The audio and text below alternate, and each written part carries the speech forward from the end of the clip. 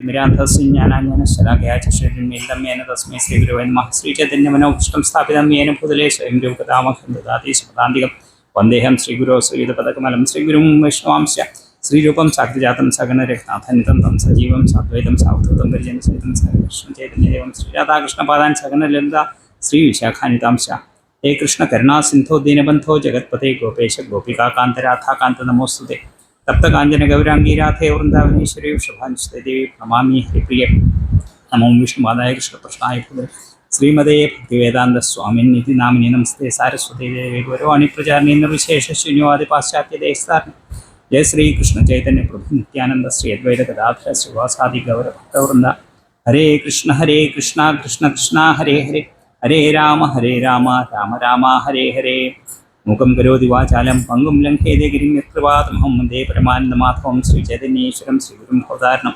नष्टप्रायेषु भद्रेषु नित्यं भागवतसेवया भगवती उत्तमश्लोके भक्तिर्भवति नैष्ठिके नारायणं नमस्कृत्य नरं चैव नरोत्तमं देवीं सरस्वतीं व्यासं ततो जयमुदीरयेत्।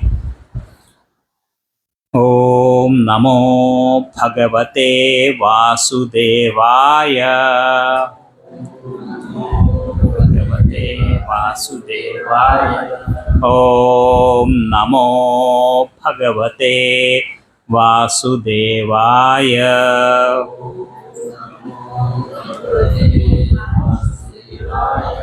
ॐ नमो भगवते वासुदेवाय।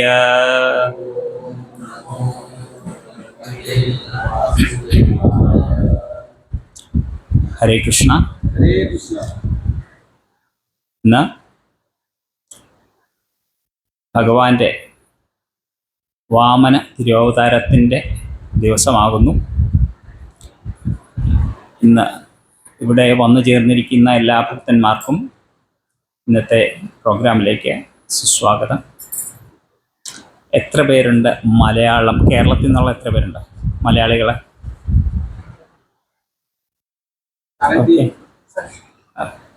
ओके ओके बाकी सब हिंदी हैं? ഓക്കെ. അപ്പോൾ ഇന്ന് ചെയ്യാൻ പോകുന്നത് നമ്മൾ ഭഗവാന്റെ അവതാരത്തെക്കുറിച്ച് ശ്രീമദ് ഭാഗവതത്തിൽ അഷ്ടമസ്കന്ധത്തിൽ 9 അധ്യായങ്ങളിലായിട്ടാണ് വ്യാസദേവൻ നമുക്ക് പറഞ്ഞു തന്നിട്ടുള്ളത്. അപ്പോൾ അതിൻ്റെ അധ്യായങ്ങളുടെ സമ്മറി ശ്രീല പ്രഭുപാദ് നമുക്ക് തന്നിട്ടുണ്ട്. അത് നമ്മൾ വായിക്കും. അത് മലയാളത്തിലാണ് വായിക്കാൻ പോകുന്നത്. അപ്പോൾ അത് മലയാളികൾക്കായിട്ടുള്ള പോർഷൻ. അതിൻ്റെ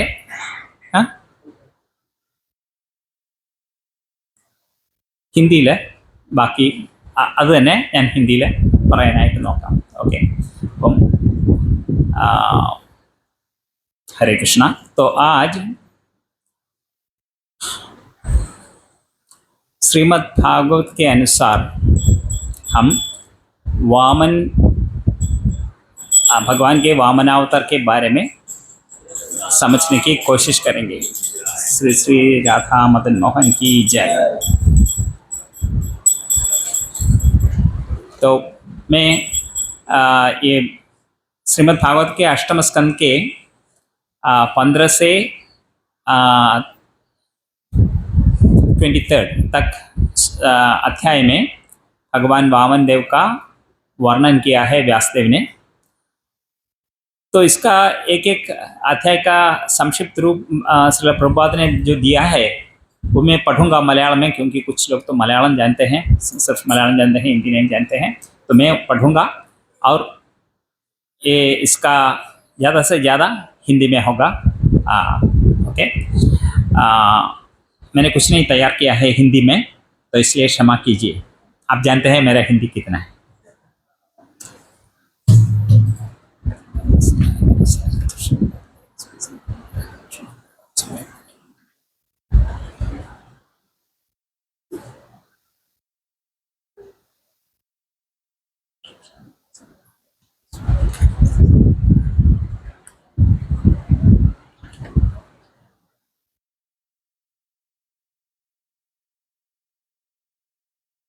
तो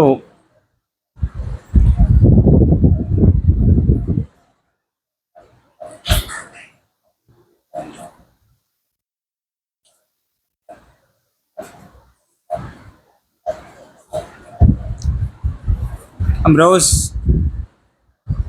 नरसिम्हा आरती करते हैं ना।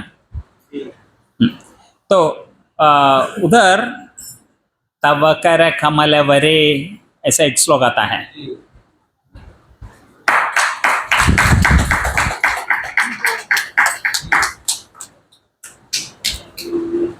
एक किधर से लिया है जानते हैं? तव कर कमल वरे न कमलपुत श्रृंगम दलित हिरण्यकशिपु तनु भृंगम केशव धृत नरहरि रूप जय जगदीश हरे। कौन किसने रचना की, किसने लिखा है जानते हैं? हाँ, ये सुप्रसिद्ध है, जयदेव गोस्वामी के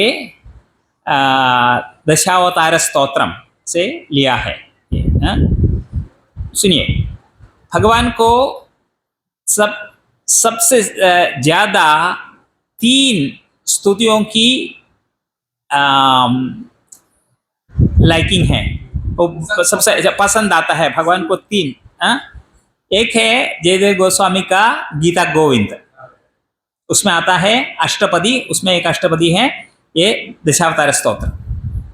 दूसरा है कृष्ण कर्णामृत, किसने लिखा है? बिल्लुमंगल ठाकुर ने लिखा है कृष्ण कर्णामृत। कृष्ण के कर्ण को अमृत जैसा लगता है। जब ये अंधा कवि गाके गाके वृंदावन में चलता था, पीछे पीछे बाल गोपाल जाता था, क्योंकि फैन के लिए अमृत से जाता। और तीसरा है मुकुंदमाला स्तोत्रम, जो केरल के राजा थे कुलशेखर आழ்वार, उन्होंने लिखा है 52 श्लोकों को एक माला मुकुंद के लिए डाल दिया। 52 श्लोकों का एक माला मुकुंद माला। ये तीनों भगवान को अति प्रिय होते हैं। भगवान को ये उड़ीसा के जगन्नाथपुरी में भगवान को सोने के लिए गाते हैं अष्टपदी, जगन्नाथ ये गीता गोविंद से गाते हैं। केरल के भी कई मंदिरों में देखिए अष्टपदी गाते हैं वो। ओके, तो ये तवकर कमलवरे आ गया किधर से? जयदेव गोस्वामी के दशावतार स्तोत्र में। सोचिए, मैं पूछ रहा हूं भगवान के कितने अवतार हैं? 24 असंख्य। इधर दशावतार कहा है? 24 है। हाँ, 10 ചോദ്യം ഭഗവാൻ എത്ര അവതാരം ഉണ്ടെന്നാണ്. ദശാവതാര സ്തോത്രം എന്നുണ്ട്. ഇവിടെ ഒരു പ്രഭു പറയുന്നു 24 എന്ന് പറയുന്നു, വേറൊരു പ്രഭു പറയുന്നു അസംഖ്യമാണെന്ന്. എന്താണ് ശരിയായിട്ടുള്ള ഉത്തരം? जैसे समुद्र में कितने लहरें हैं ये कोई गिन सकता है? नहीं, वैसा ही है. സമുദ്രത്തിലെ എത്ര തിരമാലകളുണ്ടോ അതേപോലെയാണ് ഭഗവാന്റെ അവതാരങ്ങളും. എന്നോ ആരോ 10 അവതാരങ്ങൾ എടുത്തിട്ട് പറഞ്ഞു, 10 അവതാരങ്ങൾ എന്ന് പറയുന്നതുകൊണ്ട് दशावतारम എന്ന് പറയുന്നു, കേൾക്കുന്നു. ओके, किसने बताया 10 अवतार हैं? तो कुछ अवतारों को लिस्ट किया। ये 10 अवतार कौन कौन है? कौन बता सकते हैं? ऐसे कहे तो गिनने में मुश्किल हो जाएगा. शुरू से मत्स्य, कूर्म, वराह, नरसिंह, वामना, इधर से 5 तो ठीक है, सबको मालूम है और कहते हैं ओके वो उसमें मैचिंग है. और 5 है ना, कंफ्यूजन होता है क्योंकि कोई एग्री नहीं करता है. आप बताइए. परशुराम, राम, हाँ, और एक राम, रामो रामश्च रामश्च, हाँ, बलराम, कृष्ण कल की इसे ऐसे कहते हैं. मत्स्य, कूर्म, वराहश्च, नरसिंहस्य, वामना, रामो रामश्च रामश्च, कृष्ण कल की, ऐसे एक संस्कृत श्लोक है. तो इसे ऐसे दूसरे कुछ कहते हैं कि परशुराम के जगह बुद्ध को डालते हैं या बलराम के जगह बुद्ध को डालते हैं. हाँ, ऐसे करते हैं. मगर ये दशावतार स्तुति में जयदेव गोस्वामी का लिस्ट देखिए, कौन कौन कौन सा नाम है आप जानते हैं? मत्स्य, कूर्म, वराह, नरसिंह, वामन, परशुराम, श्रीराम, बलराम, बुद्ध, कल्कि। कृष्ण नहीं है उसमें। 10 अवतार में कृष्ण नहीं आता है। गलती है क्या? नहीं। क्यों? वो तो अवतार ही है ना। केशव धृता नरहरि रूपा जय जगदीश हरे, ऐसे गाते हैं ना। तो केशव ने नरसिंह का रूप धारण किया, ऐसे कहा। 10 रूप धारण किया केशव ने किया। एक कौन है केशव? एक किधर कहा है जानते हैं? 11वें श्लोक में देखना है। ये 10 अवतारों के बारे में कहते हैं। वेदानुत्थरते जगन्ति वहते भूगोलम उत्थरते, ऐसे एक एक अवतार को फिर बताया और कहा कि दशाकृति कृते कृष्णाय तुभ्यं नमः। ओके, ये 10 अवतार किसने लिया है? हे कृष्ण, तुमको मेरा नमस्कार। ओके, इसलिए 10 अवतारों में कृष्ण का नाम नहीं है। ओके, मैं क्यों थवकर कमालवरे से शुरू किया पता नहीं है। ओके, क्योंकि आप जानते हैं, शायद आप जानते हैं। और नरसिंह अवतारों वामन अवतारों तमिल എന്താണ് ബന്ധം? नरसिंह अवतार और वामन अवतार के बीच में कुछ संबंध है क्या? क्या संबंध है? हाँ, वामन अवतार भक्त से लेने के लिए, भक्त को देने के लिए आए हैं भगवान वामन भी। हाँ,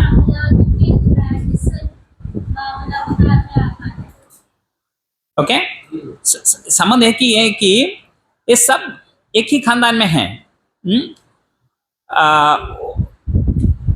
ഹിരണ്യകശിപുവിൻ്റെ മകനാണ് പ്രഹ്ലാദ് മഹാരാജാവ്. ഹിരണ്യകശിപു അസുരനാണെങ്കിൽ പ്രഹ്ലാദ് മഹാരാജാവ് ഉത്തമ ഭക്തനായിരുന്നു. പ്രഹ്ലാദ് മഹാരാജാവിൻ്റെ മകൻ വിരോചനൻ ഒരു ഉത്തമ അസുരനായിരുന്നു. വിരോചനൻ്റെ മകൻ മഹാബലി, നോക്കിക്കഴിഞ്ഞാൽ എനിക്ക് തോന്നുന്നു എല്ലാവരും അച്ഛനെയല്ല മുത്തച്ഛനെയാണ് അനുകരിക്കാൻ പോകുന്നത്. ഹിരണ്യകശിപുവിനെ അനുകരിച്ച് വിരോചനൻ, പ്രഹ്ലാദനെ അനുകരിച്ച് മഹാബലി ഉത്തമ ഭക്തനായിരുന്നു. അപ്പോൾ हिरण्यकशिपु उनका बेटा प्रहलाद का बेटा विरोचन और विरोचन का बेटा महाबली. ओके, हिरण्यकशिपु और विरोचन तो बहु बड़े असुर थे. प्रहलाद और महाबली तो उत्तम भक्त हैं. ओके, तो इन एक ही खानदान के 3 जनरेशन के लिए भगवान ने अवतार लिया है, नरसिंह और वामन अवतार. ओके, तो और इसके तवकर का मतलब बरे उसके बाद जयदेव गोस्वामी गाते हैं, छलयसि विक्रमणे बलिमल्पुत वामन पदनख नीरजनित जन पावन केशवधृता वामन रूपा जय जगदीश हरे जय जगदीश हरे जय जगदीश हरे. छलयसि, ചീറ്റിംഗ്, വഞ്ചിച്ചു എന്നാണ് പറയുന്നത്. ഭഗവാനെ കുറിച്ച് നീ പറ്റിച്ചിട്ടാണ് മഹാബലിയുടെ അടുത്തുനിന്ന് 3 ലോകങ്ങളും എടുത്തത്. चीटिंग से क्या किया? महाबली का सब ले लिया, सब कुछ ले लिया. और उनका पद नख नीर जनित जन पावना, उनके 5 थोया वो पानी है ना, वो तीनों जगत का ഉദ്ധവ് കല്യാൺ करता है मंगल करता है. ഭഗവാന്റെ തൃപ്പാദങ്ങളെ കഴുകിയ ജലം അതേതാണ്? ഗംഗ. ഓക്കെ, നമ്മൾ കാണും, ഏതായാലും ഡീറ്റെയിൽസ് അപ്പോൾ പറയാം. അപ്പം ആരുടെ കാലുകളിലെ കഴുകിയ ജലമാണോ 3 ലോകങ്ങളെയും പവിത്രീകരിക്കുന്നത്, വാമനാവതാരം എടുത്തതാരായിരുന്നു? കേശവധൃത വാമന രൂപ ജയ ജഗദീശ്വരൻ. അങ്ങനെയുള്ള ആ ഹരി വിജയിക്കട്ടെ. ഓക്കെ, അപ്പോൾ ആ വാമനാവതാരത്തെക്കുറിച്ചാണ് ഇന്ന് നമ്മൾ വായിക്കാൻ പോകുന്നത്.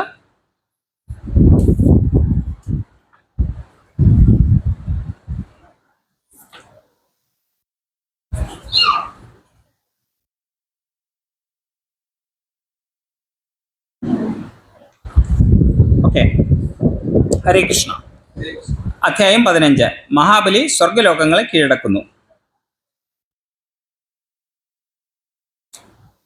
ബലി മഹാരാജാവ് വിശ്വജിത്ത് എന്ന യജ്ഞം നടത്തി ഒരു രഥവും യുദ്ധത്തിനുള്ള വിവിധ സാമഗ്രികളും വരമായി നേടിയതും അവ ഉപയോഗിച്ച് സ്വർഗാധിപതിയെ ആക്രമിച്ചതും എങ്ങനെയെന്ന് ഈ അധ്യായം വിവരിക്കുന്നു. അദ്ദേഹത്തെ ഭയന്ന് ദേവന്മാർ അവരുടെ ഗുരുവിന്റെ ഉപദേശമനുസരിച്ച് സ്വർഗീയ ഗ്രഹങ്ങൾ ഉപേക്ഷിച്ച് ഓടിപ്പോവുകയുണ്ടായി. ഭഗവാൻ വാമനൻ ബലിമഹാരാജാവിൽ നിന്ന് യാചിച്ച് നേടിയ 3 ചുവട് ഭൂമി അളന്നെടുത്തതിലൂടെ അദ്ദേഹത്തിന്റെ സർവ്വ ഐശ്വര്യങ്ങളും എടുത്ത് അദ്ദേഹത്തെ തടവിലാക്കിയത് എങ്ങനെയെന്ന് അറിയാൻ പരീക്ഷിത് മഹാരാജാവ് ആഗ്രഹിച്ചു. ശുകദേവ് ഗോസ്വാമി താഴെ കൊടുത്തിട്ടുള്ള വിശദീകരണത്തിലൂടെ അദ്ദേഹത്തിന് മറുപടി നൽകി. ഈ സ്കന്ധത്തിന്റെ 11-ാം അധ്യായത്തിൽ വിശദീകരിച്ചിട്ടുള്ളതുപോലെ ദേവന്മാരും അസുരന്മാരും തമ്മിലുള്ള യുദ്ധത്തിലൂടെ ബലി തോൽപ്പിക്കപ്പെടുകയും മരിക്കുകയും ചെയ്തുവെങ്കിലും ശുക്രാചാര്യരുടെ കാരുണ്യത്താൽ അദ്ദേഹം ജീവൻ വീണ്ടെടുത്തു. അപ്രകാരം അദ്ദേഹം തന്റെ ആധ്യാത്മിക ഗുരുവായ ശുക്രാചാര്യന്റെ സേവനത്തിൽ മുഴുകി. ഭൃഗുവിന്റെ പിൻഗാമികൾ അദ്ദേഹത്തിൽ വളരെ സംതൃപ്തരാവുകയും അദ്ദേഹത്തെ കൊണ്ട് വിശ്വജിത്ത് യജ്ഞം നടത്തിക്കുകയും ചെയ്തു. ഈ യജ്ഞം നടത്തിയപ്പോൾ യജ്ഞാഗ്നിയിൽ നിന്ന് ഒരു രഥവും കുതിരകളും ഒരു ധ്വജവും ഒരു വില്ലും പടച്ചട്ടയും അസ്ത്രങ്ങൾ നിറഞ്ഞ 2 ആവനാഴികളും പുറത്തു വന്നു. ബലി മഹാരാജാവിന്റെ പിതാമഹൻ പ്രഹ്ലാദ് മഹാരാജാവ് അദ്ദേഹത്തിന് അനശ്വരമായ ഒരു പുഷ്പഹാരവും ശുക്രാചാര്യർ ഒരു ശംഖും സമ്മാനിച്ചു. പ്രഹ്ലാദനും ബ്രാഹ്മണർക്കും ആധ്യാത്മിക ഗുരു ശുക്രാചാര്യർക്കും പ്രണാമങ്ങൾ അർപ്പിച്ചതിന് ശേഷം ഇന്ദ്രനോട് യുദ്ധം ചെയ്യാൻ സ്വയം സജ്ജനായ ബലി മഹാരാജാവ് തൻ്റെ പടയാളികളോടൊപ്പം ഇന്ദ്രപുരിയിലേക്ക് പോയി. യുദ്ധത്തിനുള്ള ശംഖനാദം മുഴക്കിക്കൊണ്ട് ഇന്ദ്രപുരിയുടെ അതിർത്തി പ്രദേശങ്ങളെ ആക്രമിച്ചു. ബലി മഹാരാജാവിന്റെ വീര്യം കണ്ട ഇന്ദ്രൻ അദ്ദേഹം തൻ്റെ സ്വന്തം ആധ്യാത്മിക ഗുരു ബൃഹസ്പതിയെ സമീപിച്ച് ബലിയുടെ ശക്തിയെക്കുറിച്ച് അറിയിക്കുകയും താൻ എന്താണ് ചെയ്യേണ്ടതെന്ന് അന്വേഷിക്കുകയും ചെയ്തു. ബലിക്ക് ബ്രാഹ്മണരിൽ നിന്ന് അസാധാരണമായ ശക്തി ലഭിച്ചിട്ടുള്ളതിനാൽ ദേവന്മാർക്ക് അവനോട് യുദ്ധം ചെയ്യാനാവില്ലെന്ന് ബൃഹസ്പതി ദേവന്മാരെ അറിയിച്ചു. പരമദിവ്യോത്തമ പുരുഷനായ ഭഗവാന്റെ അനുഗ്രഹം നേടുക മാത്രമായിരുന്നു അവരുടെ ഏക പ്രതീക്ഷ. തീർച്ചയായും മറ്റൊരു മാർഗവുമില്ലായിരുന്നു ആ പരിതസ്ഥിതിയിൽ. ദേവന്മാരോട് സ്വർഗീയ ഗ്രഹങ്ങൾ ഉപേക്ഷിച്ച് എവിടെയെങ്കിലും പോയി സ്വയം അദൃശ്യരായി കഴിയുവാൻ ബൃഹസ്പതി ഉപദേശിച്ചു. ദേവന്മാർ അദ്ദേഹത്തിന്റെ ആജ്ഞകൾ അനുസരിച്ചു. ബലി മഹാരാജാവും സഹായികളും ചേർന്ന് ഇന്ദ്രന്റെ രാജ്യം കീഴടക്കി. ശിഷ്യനായ ബലി മഹാരാജാവിനോട് വളരെ വാത്സല്യങ്ങൾ ഉണ്ടായിരുന്ന ഭൃഗുമുനിയുടെ പിൻഗാമികൾ അദ്ദേഹത്തെ കൊണ്ട് 100 അശ്വമേധ യാഗങ്ങൾ നടത്തിച്ചു. ഈ വിധത്തിൽ ബലി സ്വർഗീയ ഗ്രഹങ്ങളിലെ എല്ലാ ഐശ്വര്യങ്ങളും ആസ്വദിച്ചു. तो 8वें स्कंद के 15वां अध्याय में महाबली के ने कैसे इंद्र का सिंहासन छीन लिया ऐसे के इसका वर्णन है. आप जानते हैं अमृत के लिए ये युद्ध हो गया था और भगवान ने मोहिनी मूर्ति के रूप में आके देवताओं को अमृत दिया, असुरों को कुछ नहीं मिला. इसमें दुखित असुर फिर एक हो गए और फिर युद्ध किया. उस युद्ध में महाबली मर गया. उसका लीडर था वो मर गया, मगर उसका मृत शरीर तो लेके आए और ये उनके गुरु हैं शुक्राचार्य. शुक्राचार्य ने मृत संजीवनी एक डेड बॉडी को, मृत शरीर को कैसे जिया सकता है वो एक मंत्र है, वो शुक्राचार्य जानते थे. इसलिए वो जप करके महाबली को फिर जिंदा किया. और उसके बाद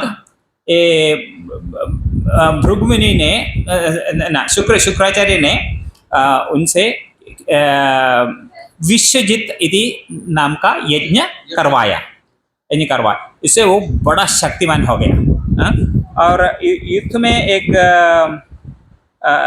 रथ मिल गया, घोड़े मिल गए, एक उसका एक ये फ्लैग मास्ट मिला, एक ये तीर तीर ना धनुष मिल गया उनका, एक ये दो क्या है तीर रहने वाला, दो उसमें ये सब मिल गया। और वो इतना बलशाली हो गया कि उसने सोचा कि मैं अब जाके इंद्र से फिर लड़ूंगा। जब बलि को देखा, इंद्र समझ गया कि ये पुराना बलि नहीं है, ये दूसरा है। तो वो जाके अपने गुरु से पूछते हैं क्या करना है। देवों का गुरु कौन है?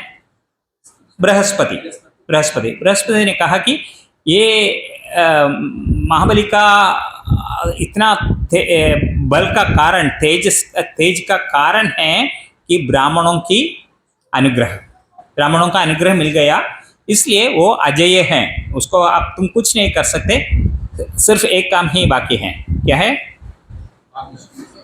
भाग जाओ। और फिर भी भाग जाने पर भी एक बाकी है। क्या है? किसी समय में एक ही काम बाकी होता है। क्या है? भगवान के शरणागत जाओ। ओके, जाओ। इसलिए तुम अब इधर से भाग जाओ, भगवान की शरण, भगवान की मदद के लिए प्रार्थना करो। और ऐसे करके वो सब उधर से गए। और महाबली का काम तो बहुत आसान हो गया। सीधा आके सिंहासन, इंद्र के सिंहासन पर बैठ गया। और ये महाबली ने हे शुक्राचार्य को जितना सेवा की तो कि वो बहुत खुश हो गया। और फिर उनसे 100 बार अश्वमेध यज्ञ करवाया। 100 बार अश्वमेध करने से क्या मिलता है? इंद्र का पद मिलने के लिए क्वालिफिकेशन है 100 अश्वमेध। आप किसी को इंद्र बनना चाहते हैं, आप किसी भी इंद्र बनना चाहते हैं तो ये समझ ले जाओ। ओके, 100 बार അശ്വമേധം करना है. ആർക്കെങ്കിലും ഇന്ദ്ര പദവി വേണമെന്നുണ്ടെന്നുണ്ടെങ്കിൽ വഴിയുണ്ട്, 100 തവണ അശ്വമേധം ചെയ്യുക. Okay, qualification. നമ്മൾ ഏതെങ്കിലും ഒരു കോളേജിൽ പ്രൊഫസർ ആകണമെന്നുണ്ടെങ്കിൽ ചോദിക്കും, PhD ഉണ്ടോ? ഉണ്ട്, ശരി, ക്വാളിഫൈഡ് ആണ്. അതേപോലെ ഇന്ദ്രൻ്റെ പദവിക്കുള്ള ക്വാളിഫിക്കേഷൻ, ജോബ് ഇതിൽ ക്വാളിഫിക്കേഷൻ എന്താണെന്ന് വെച്ച് കഴിഞ്ഞാൽ അതിൽ എഴുതിയിരിക്കും 100 അശ്വമേധ യജ്ഞങ്ങൾ ചെയ്തിരിക്കണം. മഹാബലി ഇന്ദ്രപദവിയിൽ ഇന്ദ്രൻ്റെ കസേരയിൽ ഇരുന്ന ശേഷം 100 ചെയ്തിട്ട് ക്വാളിഫിക്കേഷൻ അതിന് ശേഷമാണ്, പിടിച്ചെടുത്ത ശേഷം പിന്നീട് 100 അശ്വമേധ യജ്ഞം ചെയ്ത് ക്വാളിഫിക്കേഷൻ സമ്പാദിച്ചു. ആ സമയത്ത് ആരെങ്കിലും ചെന്ന് ചോദിച്ചു നിങ്ങൾക്ക് ക്വാളിഫിക്കേഷൻ ഉണ്ടെന്ന് ചോദിച്ചാൽ ഉടനെ എടുത്ത് കാണിക്കാം, 100 അശ്വമേധം ചെയ്തു. मैंने 100 अश्वमेध किया है, उस समय बलि दिखा सकता है. मगर जब वो उधर जाके बैठा केवल क्या था, विश्वजित, अश्वमेध नहीं था. मगर अब महाबली के पास 100 अश्वमेध यज्ञ किया, इसका सर्टिफिकेट है. ओके, तो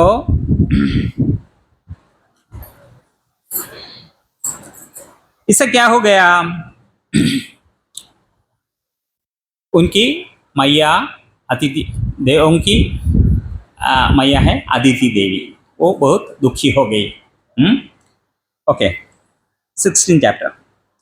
പയോവ്രതാനുഷ്ഠാനം. ദേവന്മാരുടെ മാതാവായ അതിഥി തൻ്റെ പുത്രന്മാരെ ചൊല്ലി അതീവ ദുഃഖിതയായപ്പോൾ അവരുടെ നന്മയ്ക്ക് വേണ്ടി തപശ്ചര്യയോടെ വ്രതങ്ങൾ അനുഷ്ഠിക്കേണ്ടത് എങ്ങനെയെന്ന് അവരുടെ ഭർത്താവ് കശ്യപമുനി അവർക്ക് നൽകിയ ഉപദേശങ്ങൾ ഈ അധ്യായത്തിൽ വിസ്തരിച്ചിരിക്കുന്നു. ദേവന്മാർ സ്വർഗരാജ്യത്ത് അദൃശ്യരായപ്പോൾ അവരുടെ മാതാവ് അതിഥി പുത്രന്മാരുടെ വിരഹം മൂലം അതീവ ദുഃഖിതയായി തീർന്നു. അനേകം വർഷങ്ങൾക്ക് ശേഷം ഒരു നാൾ മഹാമുനി കശ്യപൻ ധ്യാനസമാധിയിൽ നിന്നുണർന്ന് അദ്ദേഹത്തിൻ്റെ ആശ്രമത്തിലേക്ക് തിരിച്ചു വന്നു. ആശ്രമത്തിൻ്റെ ശോഭ നഷ്ടപ്പെട്ടിരിക്കുന്നതും തൻ്റെ പത്നി അതീവ ദുഃഖിതയായിരിക്കുന്നതും അദ്ദേഹം കണ്ടു. ആശ്രമത്തിൽ എവിടെയും ദുഃഖത്തിൻ്റെ അടയാളങ്ങൾ ദർശിച്ച അദ്ദേഹം ആശ്രമത്തിൻ്റെ സുസ്ഥിതിയെക്കുറിച്ചും അവളുടെ ദുഃഖത്തിൻ്റെ കാരണം എന്തെന്നും പത്നിയോട് അന്വേഷിച്ചു. ആശ്രമത്തിൻ്റെ ക്ഷേമത്തെക്കുറിച്ച് അറിയിച്ച ശേഷം തൻ്റെ പുത്രന്മാരുടെ അഭാവമാണ് തന്നെ ദുഃഖിപ്പിക്കുന്നതെന്ന് അതിഥി അദ്ദേഹത്തോട് പറഞ്ഞു. പുത്രന്മാർക്ക് എങ്ങനെ മടങ്ങി വരാനും അവരുടെ പദവികൾ പുനഃസ്ഥാപിതരാകാനും കഴിയുമെന്ന് അറിയിക്കണമെന്ന് അനന്തരം ദേവി അഭ്യർത്ഥിച്ചു. അതിഥി ദേവി തൻ്റെ പുത്രന്മാർക്ക് എല്ലാ സൗഭാഗ്യങ്ങളും ആഗ്രഹിച്ചു.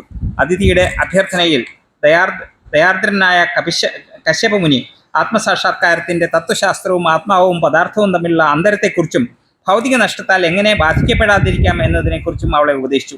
പക്ഷേ ഈ ഉപദേശങ്ങൾ നൽകിയിട്ടും അതിഥി സംതൃപ്തയായില്ലെന്ന് കണ്ട കശ്യപ മുനി അവളോട് വാസുദേവനെ, ജനാർദ്ദനെ ആരാധിക്കാൻ ആവശ്യപ്പെട്ടു. ഭഗവാൻ വാസുദേവന് മാത്രമേ അവളെ സംതൃപ്തയാക്കാനും അവളുടെ എല്ലാ അഭിലാഷങ്ങളും പൂർത്തീകരിക്കാനും കഴിയുകയുള്ളൂ എന്ന് അദ്ദേഹം ഉറപ്പ് കൊടുത്തു. അതിഥി വാസുദേവ ഭഗവാനെ ആരാധിക്കാനുള്ള ആഗ്രഹം പ്രകടിപ്പിച്ചപ്പോൾ കശ്യപ പ്രജാപതി അവളോട് 12 ദിവസം കൊണ്ട് നിർവഹിക്കുന്ന പയോവ്രതം എന്നറിയപ്പെടുന്ന ആരാധന പ്രക്രിയയെപ്പറ്റി പറഞ്ഞു. ഈ പ്രക്രിയയിലൂടെ കൃഷ്ണ ഭഗവാനെ പ്രസാദിപ്പിക്കുന്നത് എങ്ങനെയെന്ന് ബ്രഹ്മദേവൻ അദ്ദേഹത്തിന് ഉപദേശിച്ചിരുന്നു. അപ്രകാരം അദ്ദേഹം അവൻ്റെ പത്നിയോട് ഈ വ്രതം അനുഷ്ഠിക്കാനും അതിൻ്റെ വിധിമുറകൾ പാലിക്കാനും ഉപദേശിച്ചു. तो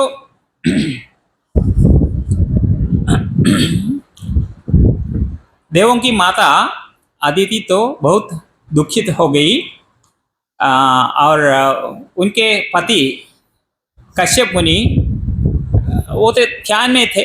कई आज का ज़माना नहीं कि 15 मिनट के लिए ध्यान करें, नहीं, तो मैं कई दिनों के लिए, महीनों के लिए, सालों के लिए ध्यान में रहते थे. तो एक दिन कश्यप मुनि वापस आश्रम में आया तो देखा कि उधर बहुत दुख जैसा लगता है. कुछ भी एक संतोष नहीं है. तो वे अदिति से पूछते हैं क्या हो गया सब. तो कहते हैं कि मेरे बेटे तो सब अपने स्थान से निष्कासित हो गए हैं. अब तो असुरराज महाबली उधर सिंहासन पर बैठ के पालन करते हैं. और जब ऐसे देखा कश्यप मुनि ने क्या उपदेश दिया. आध्यात्मिक उपदेश. पहले क्या देता है गुरु, क्या देता है? आध्यात्मिक उपदेश देता है. लाभा लाभो जया जयो, ऐसे भगवान कहते हैं ना दूसरे अध्याय में. तुम मात्रा स्पर्शास्तु कम दे या शीतोष्ण सुख दुखदा आगमा पाइनो अनित्य स्थाम तिथिश्व भारत. जय और पराजय या सुख या दुख ये जैसे एक आते जाते हैं. इसमें कोई ज़्यादा दुख लेना, संतोष या दुख नहीं चाहिए, ऐसे ऐसे भगवान ने कहा है. वही उपदेश कश्यप देव मुनि ने अदिति को दिया, मगर वो सुनने की तैयार नहीं थी. इसलिए उस समय क्या है, सॉल्यूशन क्या है? हमारे लिए कुछ भी चाहिए तो क्या करना है? भगवान के पास जाके भगवान की प्रार्थना करना है. भागवत में दूसरा अन्य स्थल में कहा है अकाम सर्वकाम व मोक्षकाम उदारथी तीव्रेण भक्ति योगेन यजेत पुरुषं परम. അപ്പോൾ ഇവിടെ കശ്യപുനി ആധ്യാത്മികമായിട്ടുള്ള കാര്യം പറഞ്ഞപ്പോഴത്തേക്കും അതിഥിക്ക് അത് സമ്മതമായിരുന്നില്ല. അതുകൊണ്ട് അടുത്ത പടിയായിട്ട് ഉപദേശിച്ചത്, ശരി, നിനക്ക് സന്തോഷം വേണം, അതിനായിട്ട് നീ ഭഗവാനെ പ്രീതിപ്പെടുത്താനായിട്ട് ശ്രമിക്കൂ എന്ന് പറഞ്ഞു. എന്തെങ്കിലും ഒന്നുമേ ആഗ്രഹമില്ലാത്ത അകാമ, അവർക്ക് ആകെ ഭഗവാന്റെ ഭക്തി മാത്രമേ അവർക്ക് താല്പര്യമുള്ളൂ, ഭഗവാന്റെ സേവ മാത്രമേ അവർ ആഗ്രഹിക്കുന്നു, അവരെ അകാമ എന്ന് പറയുന്നു. അകാമ സർവകാമ, എല്ലാ വിധത്തിലുള്ള ആഗ്രഹങ്ങളും, ഒന്നിനു പുറകായിട്ട് ഇങ്ങനെ ആഗ്രഹങ്ങളുള്ള ആൾക്കാർ, എല്ലാ വിധത്തിലുള്ള ആഗ്രഹങ്ങളുള്ള ആൾക്കാരാണെങ്കിലും, വെറും മോക്ഷകാമയായിട്ടുള്ള ആൾക്കാരാണെങ്കിൽ പോലും ചെയ്യേണ്ടത് എന്താണ്? കാമ സർവകാമാവ മോക്ഷകാമ ഉദാരഥി. എങ്ങനെയുള്ള ആൾക്കാർ? ഉദാരഥി. थी मतलब बुद्धि, उदारथी मतलब बहुत इंटेलिजेंट. ऐसे लोग क्या करते हैं? तीव्रेण भक्ति योगेन यजेत पुरुषं परम. Very strong devotional service. तीव्रेण भक्ति योगेन यजेत, भगवान को पुरुषम परम पुरुष भगवान को भजन करते हैं। तो ऐसे ही कश्यप मुनि ने अदिति माता जी को बताया और इसका एक पद्धति भी बताई।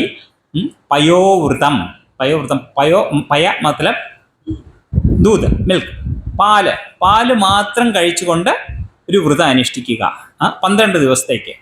12 दिन के लिए 12 दिन के लिए दूध ही पी के भगवान की सेवा करना है। और ऐसे भगवान को कश्यप मुनि ने अदिति को बताया उसका कैसे ये अनुष्ठान करना। इस अध्याय में पूरा उस पद्धति है।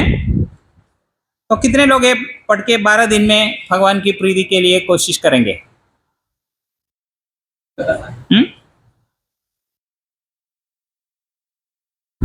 कितने लोग? पयोव्रत बहुत एक अध्याय में बताया है। ऐसे कई व्रत होते हैं हमारे पुराण में, ग्रंथों में ऐसा दिखता है।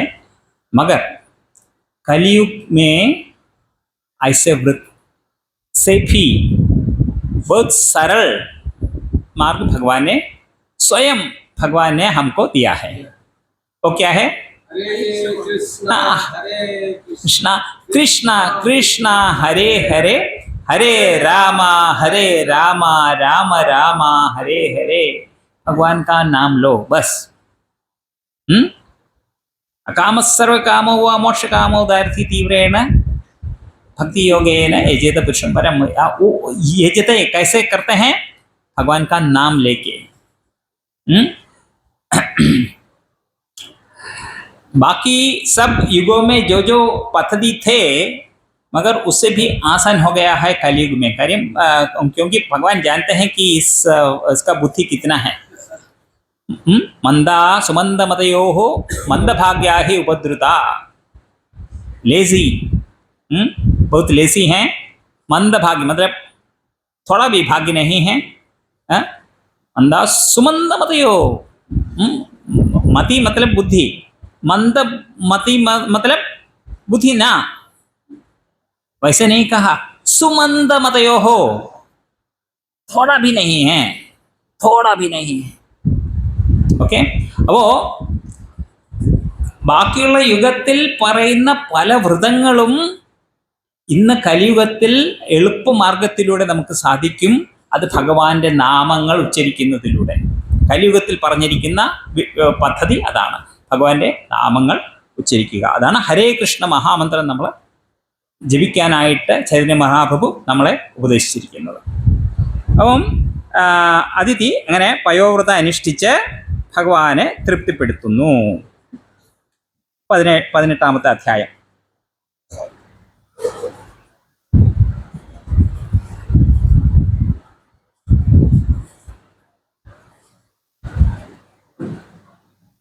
സോറി 17ാമത്തെ അധ്യായം.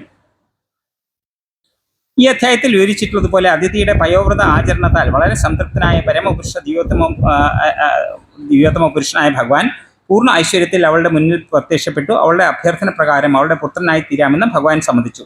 അതിഥി 12 ദിവസം തുടർച്ചയായി പയോവ്രത ചടങ്ങ് ആചരിച്ചു കഴിഞ്ഞപ്പോൾ തീർച്ചയായും അവളിൽ വളരെ സംപ്രീതനായ ഭഗവാൻ പീതാംബരധാരിയും ചതുർഭുജനുമായി അവളുടെ മുന്നിൽ പ്രത്യക്ഷനായി.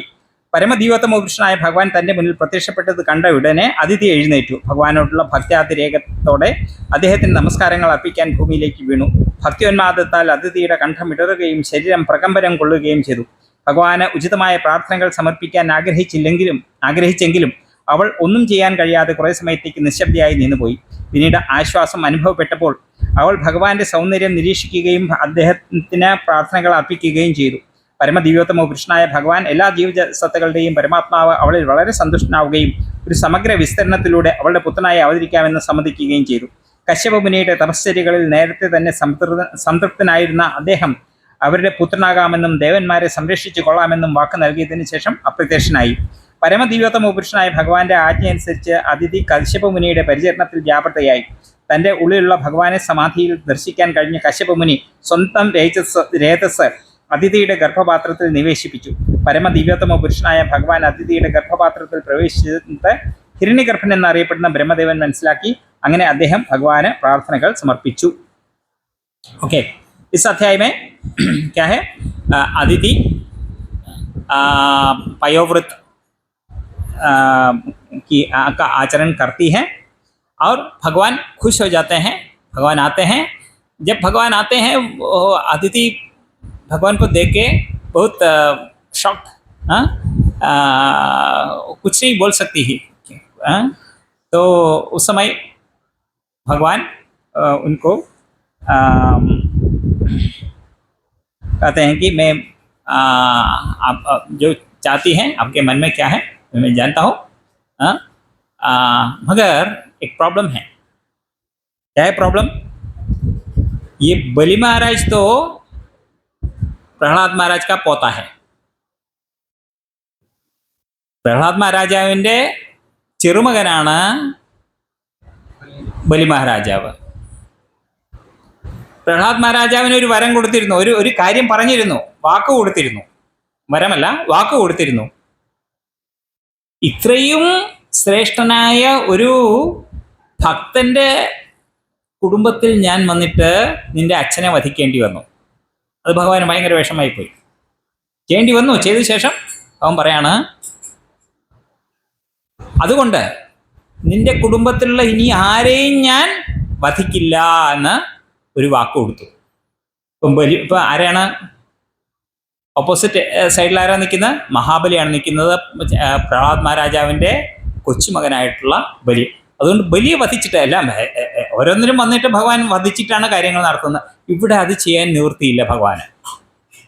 ओके, प्रहलाद महाराज ने जब हिरण्यकशिपु को मारा उस समय प्रहलाद महाराज को वादा देते हैं कि तुम्हारे खानदान में और किसी को मैं नहीं मारूंगा, क्योंकि भक्त है ना, भक्त के एक उसको पिता को मार दिया, कुछ नहीं कर सकता भगवान.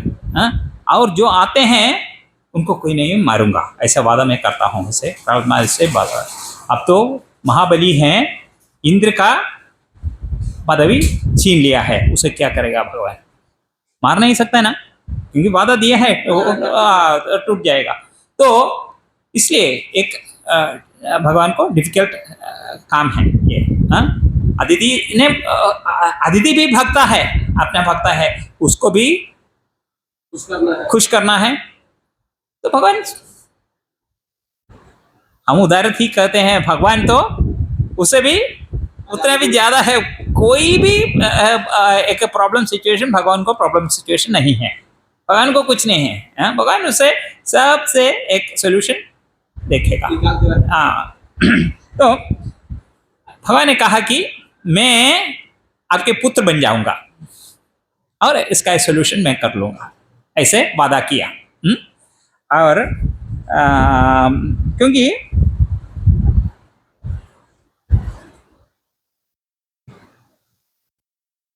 കശ്യപമുനിയുടെ തപസ്സരികൾ നേരത്തെ തന്നെ സംതൃപ്തനായിരുന്ന അദ്ദേഹം അവരുടെ പുത്രനാകാമെന്നും ദേവന്മാരെ സംരക്ഷിച്ചുകൊള്ളാമെന്നും പറഞ്ഞു. ഇതെവിടെയാണ് പറഞ്ഞിരിക്കുന്നത്?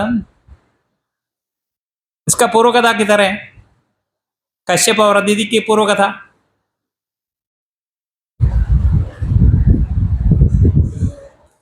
ओके, आपने कहा नरसिंह अवतार और वामन अवतार के बीच में संबंध क्या है? वामन अवतार और कृष्ण अवतार में क्या संबंध है?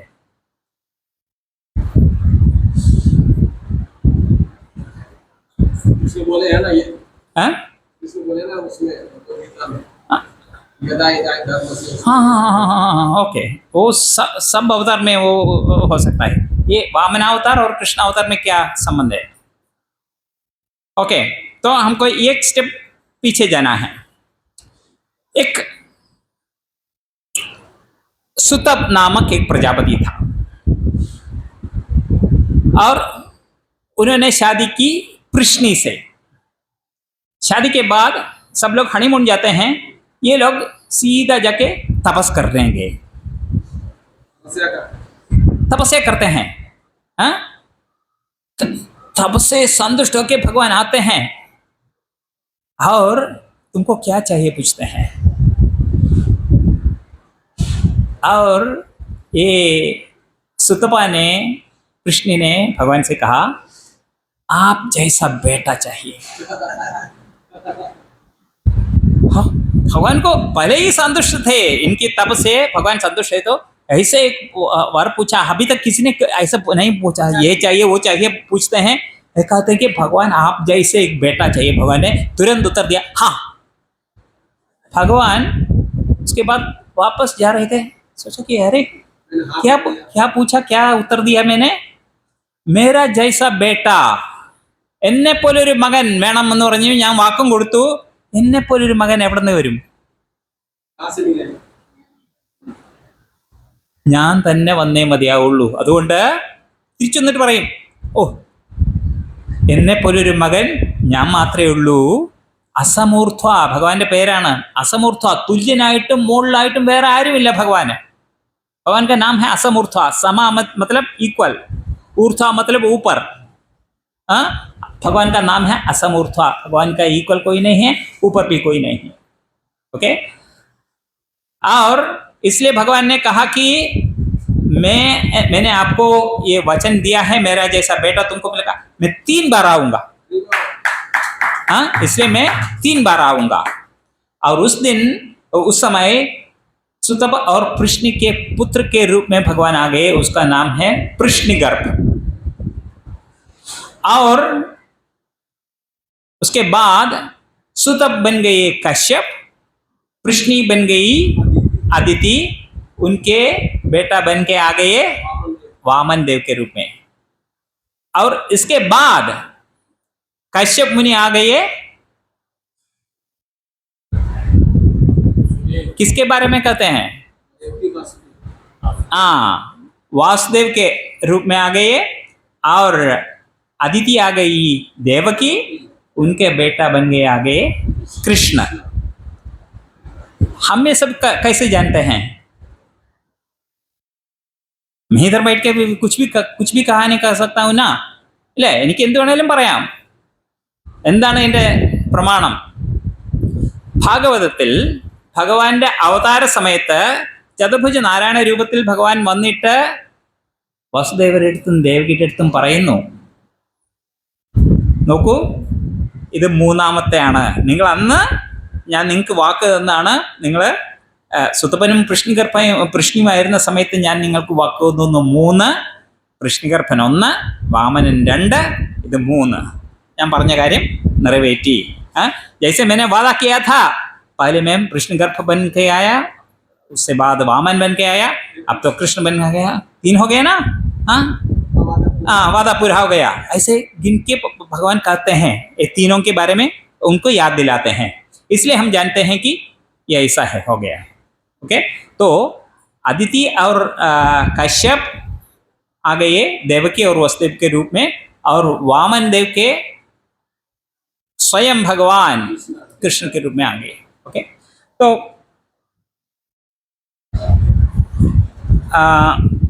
वैसे वामन देव उनके आदित्य और कश्यप के बेटे के रूप में आते हैं. ओके. 18 अध्याय में ഭഗവാൻ വാമനദേവൻ പ്രത്യക്ഷനായതും ബലിമഹാരാജാവിന്റെ യജ്ഞശാലയിലേക്ക് പോയതും അവിടെ ബലിമഹാരാജാവ് അദ്ദേഹത്തെ ഹൃദ്യമായി സ്വീകരിച്ചതും വരങ്ങൾ വാഗ്ദാനം ചെയ്ത് അദ്ദേഹത്തിന്റെ ഇച്ഛകൾ പൂർത്തീകരിച്ചതും എങ്ങനെയെന്ന് ഈ അധ്യായത്തിൽ വിവരിക്കുന്നു. ഭഗവാൻ വാമനദേവൻ അതിഥിയുടെ ഗർഭപാത്രത്തിൽ നിന്ന് ശംഖ, ചക്രം, ഗദ, പത്മം ഇവയോടുകൂടി സമ്പൂർണ്ണ സജ്ജനായാണ് ഈ ലോകത്തിൽ പ്രത്യക്ഷപ്പെട്ടത്. പീതാംബരധാരിയായിരുന്ന അദ്ദേഹത്തിന്റെ ശരീരവർണ്ണം കറുപ്പാർന്നതായിരുന്നു. ശ്രാവണ ദ്വാദശിയിൽ അഭിജിത് നക്ഷത്രം ഉദിച്ചുയർന്ന ശുഭമുഹൂർത്തത്തിലായിരുന്നു വിഷ്ണു ഭഗവാന്റെ ആവിർഭാവം. ഭഗവാന്റെ ആവിർഭാവം മൂലം ഈ സമയത്ത് ത്രിലോകങ്ങളും ഉന്നത ഗ്രഹ സംവിധാനങ്ങളും ശൂന്യാകാശവും ഈ ഭൂമിയും ഉൾപ്പെടെ എല്ലാ ദേവന്മാരും പശുക്കളും ബ്രാഹ്മണരും ഋതുക്കൾ പോലും അത്യന്തം സന്തോഷത്തിലായിരുന്നു. അതിനാൽ ഈ മംഗളദിനത്തെ വിജയ എന്ന് വിളിക്കുന്നു. സച്ചിദാനന്ദ ശരീരമുള്ള പരമോത്തമ പുരുഷനായ ഭഗവാൻ തങ്ങളുടെ പുത്രനായി പ്രത്യക്ഷപ്പെട്ടതിൽ അദ്ദേഹത്തിന്റെ മാതാപിതാക്കളായ കശ്യപ മുനിയും അതിഥിയും വളരെ ആശ്ചര്യഭരിതരായി. പ്രത്യക്ഷപ്പെട്ടതിന് ശേഷം ഭഗവാൻ ഒരു വാമനന്റെ രൂപം സ്വീകരിച്ചു. എല്ലാ മഹാമുനിമാരും അവരുടെ ആഹ്ലാദം പ്രകടിപ്പിച്ചു. കശ്യപ മുനിയെ മുൻനിർത്തി അവർ ഭഗവാന്റെ വാമനദേവന്റെ ജന്മദിനം ആഘോഷിച്ചു. ഭഗവാൻ വാമനദേവൻ അദ്ദേഹത്തിന്റെ ഉപനയന ദിവസം സൂര്യദേവൻ, ബൃഹസ്പതി, ഭൂമിയുടെ അധിഷ്ഠാന ദേവത, സ്വർഗീയ ഗ്രഹങ്ങളുടെ മൂർത്തി, അദ്ദേഹത്തിന്റെ മാതാവ് ബ്രഹ്മദേവൻ, കുബേരൻ, സപ്തർഷികൾ തുടങ്ങിയവരാൽ ആദരിക്കപ്പെട്ടു. ഭഗവാൻ വാമനദേവൻ പിന്നീട് നർമ്മദാ നദിയുടെ തീരത്തെ ഉത്തരഭാഗത്തുള്ള ഭൃഗുകുലത്തിലെ ബ്രാഹ്മണർ യജ്ഞങ്ങൾ അനുഷ്ഠിക്കുന്ന ഭൃഗുകുച്ഛം എന്നറിയപ്പെടുന്ന സ്ഥലത്തുള്ള യജ്ഞശാല സന്ദർശിച്ചു. അരയിൽ മുഞ്ചക്കയർ കൊണ്ടുള്ള കച്ചയും മാൻതോൽ കൊണ്ടുള്ള ഉത്തരീയവും പൂണൂലും ധരിച്ച് കൈകളിൽ ദണ്ടും കുടയും കമണ്ഡലവുമായി ഭഗവാൻ വാമനദേവൻ ബലിമഹാരാജാവിൻ്റെ യജ്ഞശാലയിൽ പ്രത്യക്ഷപ്പെട്ടു. അദ്ദേഹത്തിൻ്റെ അതീന്ദ്രിയ തേജസ് മൂലം എല്ലാ പുരോഹിതന്മാരുടെയും തേജസ് മങ്ങുകയും അവർ തങ്ങളുടെ ഇരിപ്പിടത്തിൽ നിന്ന് എഴുന്നേറ്റ് ഭഗവാൻ വാമനദേവന് പ്രാർത്ഥനകൾ അർപ്പിക്കുകയും ചെയ്തു. മഹാദേവൻ പോലും ഭഗവാൻ വാമനദേവന്റെ കാൽവിരലിൽ നിന്ന് ഉത്ഭവിച്ച ഗംഗാജലം സ്വന്തം ശിരസിൽ സ്വീകരിക്കുന്നു. അതിനാൽ ബലിമഹാരാജാവ് ഭഗവാന്റെ പാദങ്ങൾ കഴുകിയ ജലം ഉടൻ ആ ജലം തൻ്റെ ശിരസിൽ സ്വീകരിച്ചു. അതുമൂലം താനും തൻ്റെ പൂർവികരും മഹത്വമുള്ളവരായി അദ്ദേഹത്തിന് അനുഭവപ്പെട്ടു. അതിനുശേഷം ഭഗവാൻ വാമനദേവന്റെ ക്ഷേമാന്വേഷണം നടത്തിയ ബലിമഹാരാജാവ് ധനമോ ആഭരണങ്ങളോ അദ്ദേഹം ഇച്ഛിക്കുന്നത് എന്തും ആവശ്യപ്പെട്ടുകൊള്ളുവാൻ അഭ്യർത്ഥിച്ചു.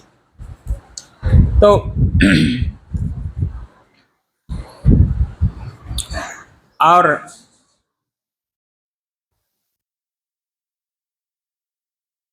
श्रावण महीने के द्वादशी शुक्ल पक्ष द्वादशी में मध्याह्न समय भगवान चतुर्भुज नारायण रूप में प्रकट हो गए अदिति के सामने। और वो रूप देखकर वो सब ये अदिति कश्यप सब आश्चर्यभरित हो गए। मगर उसके बाद भगवान ने जैसे कृष्ण भी चतुर्भुज नारायण के रूप में आ गए। और क्यों कहा कि मैं स्वयं भगवान है, तुमको डरना मत, कम से डरना मत। क्योंकि वो सोचते थे कि बच्चा आ गया तो अभी कमसा के उसको मार डालेगा। तो भगवान ने कहा कि नहीं, मैं भगवान हूँ, मगर अब बच्चे के रूप में छोटा बच्चा बन के जाऊँगा। वैसे ही इधर चतुर्भुज नारायण के रूप में भगवान प्रकट हो गए। उसके बाद एक छोटा रूप स्वीकार किया।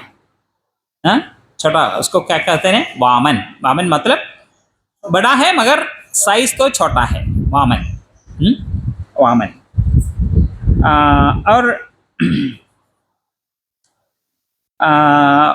उसका उपनयन का समय ये है ना, क्या कहते हैं उसको? जनेऊ। वो उसका त्योहार था, वो बड़े धूमधाम से किया गया। और एक एक श्रेष्ठ व्यक्ति ने एक एक उनको दान दिया। ब्राह्मण है ना, ये ब्रह्मचारी भिक्षा मांगते हैं, तो उस समय उनका एक एक दिया। हम ज़्यादा डिटेल नहीं जाएंगे। और ये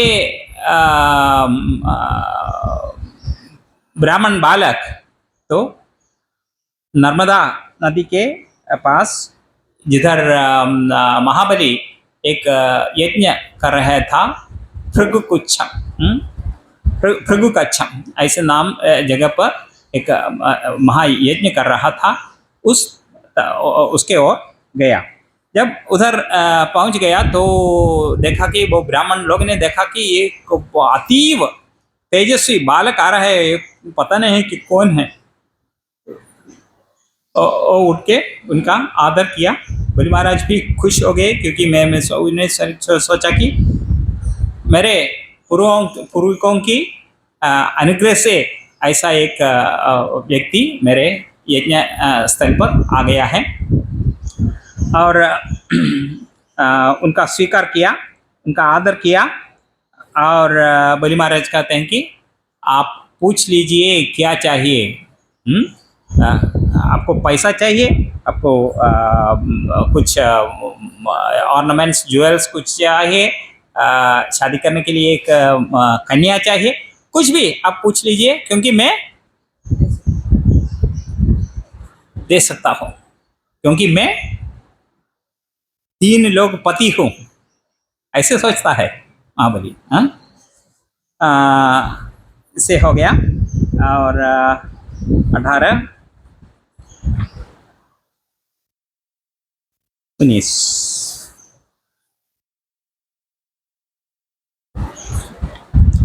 ഓക്കെ. അധ്യായം 19. വാമനമൂർത്തി ബലിമഹാരാജാവിനോട് ദാനം യാചിക്കുന്നു. ഭഗവാൻ വാമനദേവൻ 3 ചുവട് ഭൂമി ദാനമായി ആവശ്യപ്പെട്ടതും ബലി മഹാരാജാവ് അദ്ദേഹത്തിന്റെ ആവശ്യം അംഗീകരിച്ചതും വാമനദേവന്റെ അഭ്യർത്ഥന സഫലമാക്കുന്നതിൽ നിന്ന് ശുക്രാചാര്യൻ മഹാരാജാവിനെ വിലക്കിയതും എങ്ങനെയെന്ന് ഈ 19-ാം അധ്യായത്തിൽ വിവരിക്കുന്നു. വാമനദേവൻ ഒരു ബ്രാഹ്മണൻ പുത്രനാണെന്ന് ചിന്തിച്ച ബലി മഹാരാജാവ് അദ്ദേഹത്തിന് ഇഷ്ടമുള്ളതെന്തും ആവശ്യപ്പെട്ടുകൊള്ളുവാൻ പറഞ്ഞു. വാമനദേവൻ ഹിരണ്യകശിപുവിനെയും ഹിരണ്യാക്ഷനെയും അവരുടെ വീരകർമ്മങ്ങളുടെ പേരിൽ പുകഴ്ത്തിയിട്ട് ബലി മഹാരാജാവ് പിറന്ന അവരുടെ കുടുംബത്തെയും പ്രശംസിച്ചു. അതിനുശേഷം രാജാവിനോട് 3 ചുവട് ഭൂമി യാചിച്ചു. തീരെ നിസ്സാരമായ ഇത് ദാനമായി നൽകാമെന്ന് ബലി മഹാരാജാവ് സമ്മതിച്ചു. പക്ഷേ വാമനദേവൻ ദേവന്മാരുടെ മിത്രമായ വിഷ്ണു എന്ന് മനസ്സിലാക്കിയ ശുക്രാചാര്യൻ ഈ ഭൂമി നൽകുന്നതിൽ നിന്ന് ബലി മഹാരാജാവിനെ വിലക്കി. തന്റെ വാഗ്ദാനം പിൻവലിക്കാൻ ശുക്രാചാര്യർ ബലി മഹാരാജാവിനെ ഉപദേശിച്ചു. മറ്റുള്ളവരെ തോൽപ്പിക്കുക, തമാശ പറയുക, അപകടത്തോട് പ്രതികരിക്കുക, അന്യരുടെ ക്ഷേമത്തിനു വേണ്ടി പ്രവർത്തിക്കുക തുടങ്ങിയ സന്ദർഭങ്ങളിൽ ഒരുവന് മറ്റൊരാൾക്ക് നൽകിയ വാഗ്ദാനം പൂർത്തീകരിക്കാതിരിക്കാമെന്നും നിരസിക്കാമെന്നും അതിൽ തെറ്റില്ലെന്നും ശുക്രാചാര്യർ വിശദീകരിച്ചു. ഈ തത്വശാസ്ത്രം പറഞ്ഞ് വാമനദേവന് ഭൂമി ദാനം ചെയ്യുന്നതിൽ നിന്ന് ബലി മഹാരാജാവിനെ പിന്തിരിപ്പിക്കാൻ ശുക്രാചാര്യർ ശ്രമിച്ചു.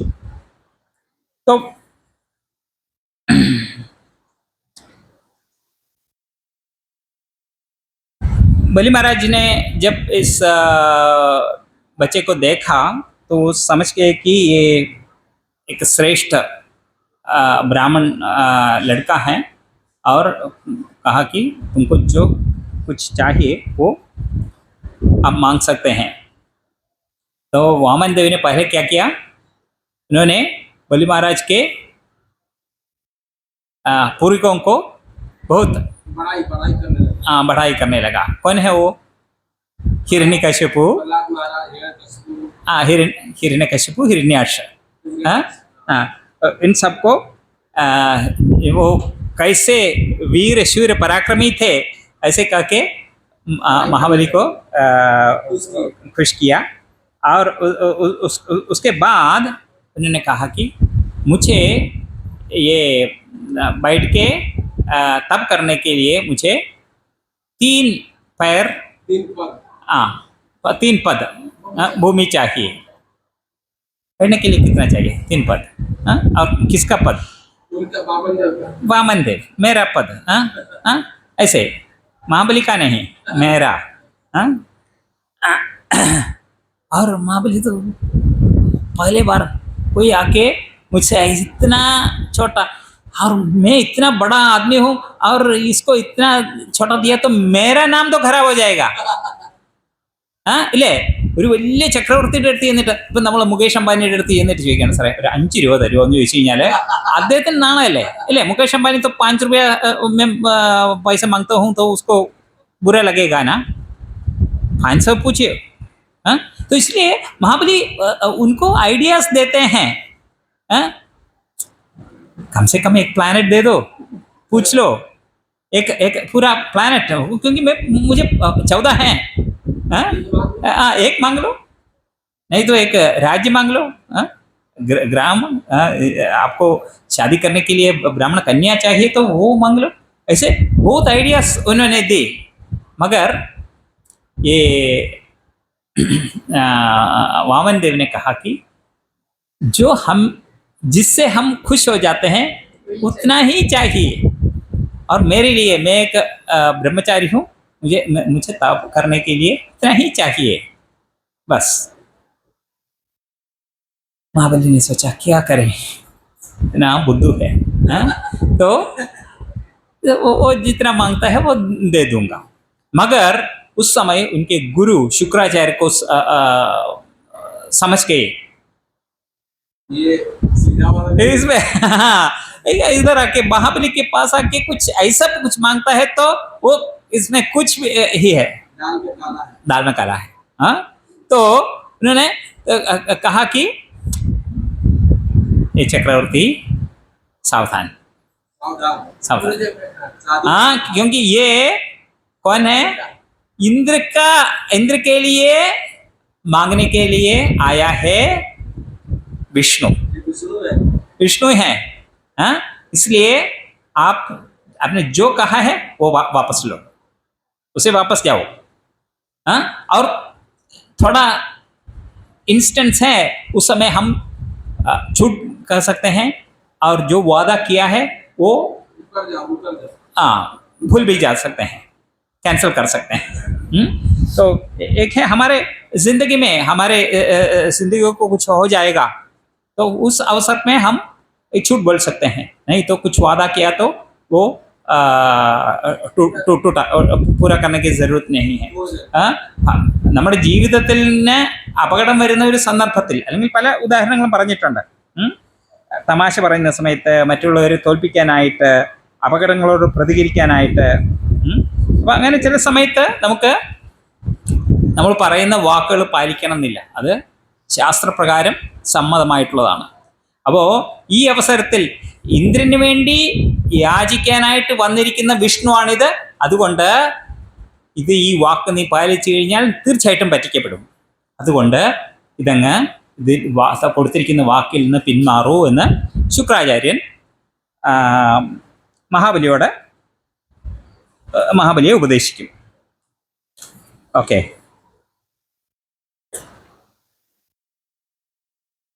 समय कितना हो गया? 1 बजा 9. पूरा कर लीजिए.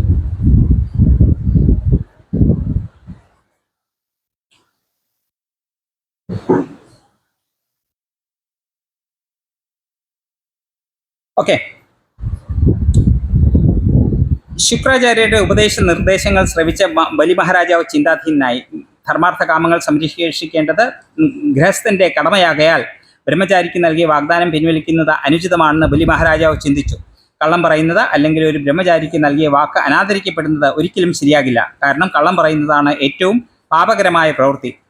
കള്ളം പറയുന്നതിൻ്റെ പാപ പ്രതികരണങ്ങളെ എല്ലാവരും ഭയപ്പെടണം. എന്തെന്നാൽ പാപിയായ ഒരു അസത്യവാദിയുടെ ഭാരം താങ്ങാൻ പോലും ഭൂമി മാതാവിനാവില്ല. ഒരു രാജ്യത്തിൻ്റെ അല്ലെങ്കിൽ സാമ്രാജ്യത്തിൻ്റെ വ്യാപനം താൽക്കാലികമാണ്. പൊതുജനങ്ങൾക്ക് യാതൊരു പ്രയോജനവും ഉണ്ടാകുന്നില്ലെങ്കിൽ അത്തരം വികാസങ്ങൾ മൂല്യരഹിതമാണ്. മുമ്പ് രാജാക്കന്മാരും ചക്രവർത്തിമാരും അവരുടെ രാജ്യങ്ങൾ വികസിപ്പിച്ചിരുന്നത് പൊതുജനങ്ങളുടെ ക്ഷേമം മുൻനിർത്തിയായിരുന്നു. തീർച്ചയായും പൊതുജനങ്ങളുടെ പ്രയോജനത്തിന് വേണ്ടിയുള്ള അത്തരം പ്രവർത്തനങ്ങൾ വ്യാപൃതരാക്കുന്നതിനിടയിൽ മഹനീയരായ ആളുകൾ ചിലപ്പോൾ അവരുടെ ജീവൻ പോലും ത്യജിച്ചിട്ടുണ്ട്. മഹനീയമായ കർമ്മങ്ങൾ ചെയ്യുന്ന വ്യക്തി ചിരഞ്ജീവിയാകുമെന്നും അവന് മരണമില്ലെന്നും പറയപ്പെടുന്നു. അതുകൊണ്ട് യശസ്സായിരിക്കണം ജീവിതത്തിൻ്റെ ലക്ഷ്യം. സൽകീർത്തി നേടുന്നതിന് വേണ്ടി ഒരുവന് ദരിദ്രനാകേണ്ടി വന്നാൽ പോലും അതൊരു നഷ്ടമല്ല. ഈ ബ്രഹ്മചാരി വാമനദേവൻ വിഷ്ണു ഭഗവാൻ ആണെങ്കിൽ പോലും അദ്ദേഹം തൻ്റെ ദാനം സ്വീകരിക്കുകയും പിന്നീട് വീണ്ടും തന്നെ ബന്ധനസ്ഥനാക്കുകയും ചെയ്താലും തനിക്ക് അദ്ദേഹത്തോട് ദ്വേഷമുണ്ടാവില്ലെന്ന് ബലി മഹാരാജാവ് തീർച്ചപ്പെടുത്തി. ഈ വസ്തുതകളെല്ലാം കണക്കിലെടുത്ത ബലി മഹാരാജാവ് തൻ്റെ അധീനതയിലുണ്ടായിരുന്നതെല്ലാം ദാനം ചെയ്തു. വാമനദേവൻ തൽക്ഷണം ഒരു വിശ്വരൂപമായി സ്വയം വിസ്തരിച്ചു. വാമനദേവന്റെ കാരുണ്യത്താൽ ഭഗവാൻ സർവ്വവ്യാപിയാണ് എന്നും എല്ലാം അദ്ദേഹത്തിൽ വിശ്രമിക്കുന്നു എന്നും കണ്ടറിയാൻ ബലി മഹാരാജാവിന് കഴിഞ്ഞു. വാമനദേവനെ കിരീടം, പീതാംബരം, ശ്രീവത്സമുദ്ര, കൗസ്തുഭരത്നം, പുഷ്പഹാരം എന്നിവ ധരിച്ചവനും സർവാഭരണ വിഭൂഷിതനുമായ പരമോന്നതനായ വസ്തുവായി ദർശിക്കുവാൻ ബലി മഹാരാജാവിന് സാധിച്ചു. ഭഗവാൻ ക്രമേണ ഭൂതലം മുഴുവനും തൻ്റെ ശരീരം വിസ്തരിപ്പിച്ച് ആകാശവും വ്യാപിച്ചു. കരങ്ങൾ കൊണ്ട് നാനാദിക്കുകളും വ്യാപിച്ച അദ്ദേഹം തൻ്റെ രണ്ടാമത്തെ ചുവടുവയ്പിൽ ഉന്നത ഗ്രഹങ്ങളും കീഴടക്കി. അതോടെ അദ്ദേഹത്തിന് മൂന്നാമത്തെ ചുവടുവയ്ക്കാൻ സ്ഥലമില്ലാതായി. ഓക്കെ, तो अभी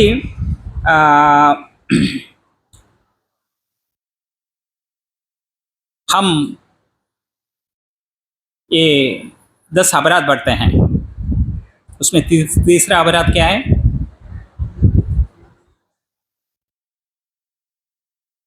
गुरु की आज्ञाओं का अवज्ञा. ഗുരു जो ഉപദേശം देते हैं उसका पालन करना ही शिष्य का कर्तव्य है. ഗുരു എന്ത് ആജ്ഞയാണോ നൽകുന്നത് അത് പാലിക്കുക എന്നുള്ളത് ശിഷ്യന്റെ കർത്തവ്യമാണ്. അത് ചെയ്തില്ലെങ്കിൽ അത് അവജ്ഞയാകുന്നു, അപരാധമാകുന്നു. ശുക്രാചാര്യരുടെ പറഞ്ഞിരിക്കുന്നു, നിങ്ങൾ ഇത് ബലി മഹാരാജന്റെ അടുത്ത് പറഞ്ഞു, കൊടുത്ത വാക്ക് പിൻവലിച്ചിട്ട് ദാനം ചെയ്യേണ്ട എന്ന് പറഞ്ഞു. പക്ഷേ ബലി മഹാരാജ് ചിന്തിക്കുന്നത് അങ്ങനെയല്ല. ഭഗവാന് നമുക്ക് എന്തെങ്കിലും എന്ത് ചെറുതാണെങ്കിലും, പത്രം പുഷ്പം ഫലം തോയം യോമേ ഭക്തിയ പ്രയച്ഛതി തദഹം ഭക്തി ഉപഹൃതം അശ്നാമി പ്രയതാത്മനഃ എന്ന് ഭഗവാൻ പറഞ്ഞിരിക്കുന്നു. ചെറിയൊരു സാധനമാണെന്നുണ്ടെങ്കിലും ഭക്തിയോടുകൂടി നൽകി കഴിഞ്ഞാൽ അതൊരു ഭഗവാൻ സ്വീകരിച്ചു കഴിഞ്ഞാൽ അത് ജീവിതത്തിലെ ഏറ്റവും സൗഭാഗ്യമാണ്. അപ്പോൾ അങ്ങനെയുള്ള ഒരു ഭഗവാന് എൻ്റെ രാജ്യം മുഴുവനും ഞാൻ കൊടുത്തു കഴിഞ്ഞാലും എനിക്കത് ഒട്ടും നഷ്ടമില്ല എന്ന തീരുമാനത്തിൽ എത്തിയ ബലി ദാനം ചെയ്യാനായിട്ട് തീരുമാനിച്ചു. बलि सोचते हैं टोटली 180 डिग्री ऑपोजिट सोचते हैं. एक गुरु ने क्या कहा, तुम दान दिया तो भगवान सब कुछ छीन लेंगे. बलि सोचते हैं भगवान को एक पत्र पुष्प फल कुछ भी दिया और भगवान ने स्वीकार किया तो हमारा लाइफ तो बन गया, इतना भाग्य और कुछ नहीं है. और इस भगवान आके मांगते मेरे सब राज्य ले लिया, उससे भी मुझे कुछ नहीं, इसलिए मैं मेरे जो मैंने वादा किया उससे मैं पीछा नहीं हटूंगा, ऐसे किया. और ये बलि महाराज ऐसे बोल दिया. उसी समय कौन आते हैं उधर, उनकी पत्नी विंध्यावली. ये सुन के ही उसने पानी का लोटा लिया, हाथ में लिया और पानी उनके हाथ में दिया. दान करने के लिए कैसे दान देते हैं, पानी डालते हैं ना दान के लिए, मैं दान करता हूँ ऐसे करके. इसलिए उन्होंने विंध्यावली ने पानी हाथ में दिया. ओके. उसी समय भगवान तुरंत बड़ा होने लगा. छोटा वामन अब तो बड़ा होके विश्व रूप प्रदर्शित किया और ये 14 लोग में पूरा विस्तार लिया. ओके. केवल 2 पद में 7 लोग तो एक और दूसरे से दूसरे 7. ओके. पूरा हो गया. और क्या हो गया, ये क्रिकेट में देखते हैं ना, दौड़ते हैं, बैट किधर रखना है, क्रिस के अंदर रखना है, लाइन नहीं, लाइन के थोड़ा. इसलिए भगवान ने क्या किया, मैंने तुम्हारा पूरा 14 लोग मैंने लिया ऐसे दिखाने के लिए. नाखून है ना, पैर का नाखून से एक थोड़ा ऊपर लिया, इसका एक शेल है ना, वो शेल तो तोड़ लिया और थोड़ा तो वो टूटा हो गया, वो उससे क्या हो गया, कारण जल अंदर आ गया और वो भगवान के पैर से ओके, ऐसे जैसे अभिषेक करते हैं ना पैर में, ऐसे हो गया. ഭഗവാന്റെ ആ നഖം, കാൽനഖം ഈ ബ്രഹ്മാണ്ടത്തിൻ്റെ തോട് പൊട്ടിച്ച് അല്പം പുറത്തേക്ക് പോയി കാരണജലം അതിൽ ആ വിടവിൽ കൂടി വന്ന് ഭഗവാന്റെ കാലുകൾ കഴുകി. ഉടനെ ബ്രഹ്മദേവൻ പോയിട്ട് ഭഗവാന്റെ പാദം കഴുകി ആ ജലം കമണ്ഡലിൽ സ്വീകരിച്ചു. ആ ജലമാണ് പിന്നീട് ഭൂമിയിലേക്ക് വരുന്നത്, ഭഗീരഥ പ്രയത്നത്തിൽ വരുന്നത്, ഭൂമി ഗംഗയായിട്ട് വരുന്നത്. അതുകൊണ്ടാണ് പറഞ്ഞത്, അത് എങ്ങനെ അത് മനസ്സിലാക്കിയത് കൊണ്ടാണ് മഹാദേവൻ ആ ഗംഗയെ തൻ്റെ ശിരസിൽ വഹിക്കാനായിട്ട് തീരുമാനിച്ചത്. കാര്യം ഭഗവാന്റെ കാല് കഴുകിയ ആ ജലം അത്രയും പുണ്യമാണ്. भगवान के पैर धोया वो जल तो श्रेष्ठ हैं. इसलिए महादेव ने कहा कि जब वो पानी भूतल पर आती है मैं अपने जड़ा में धरूंगा, मेरे सिर पर धरूंगा. ऐसे महादेव ने क्यों किया. ओके. तो वामन देव अपने विश्व रूप से ये पूरा 14 लोग पूरा किया. और तीसरे पैर रखने के लिए जगह नहीं है. और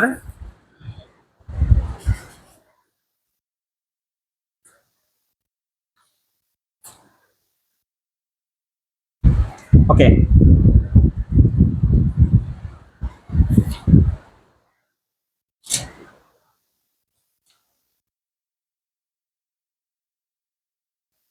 ഓക്കെ.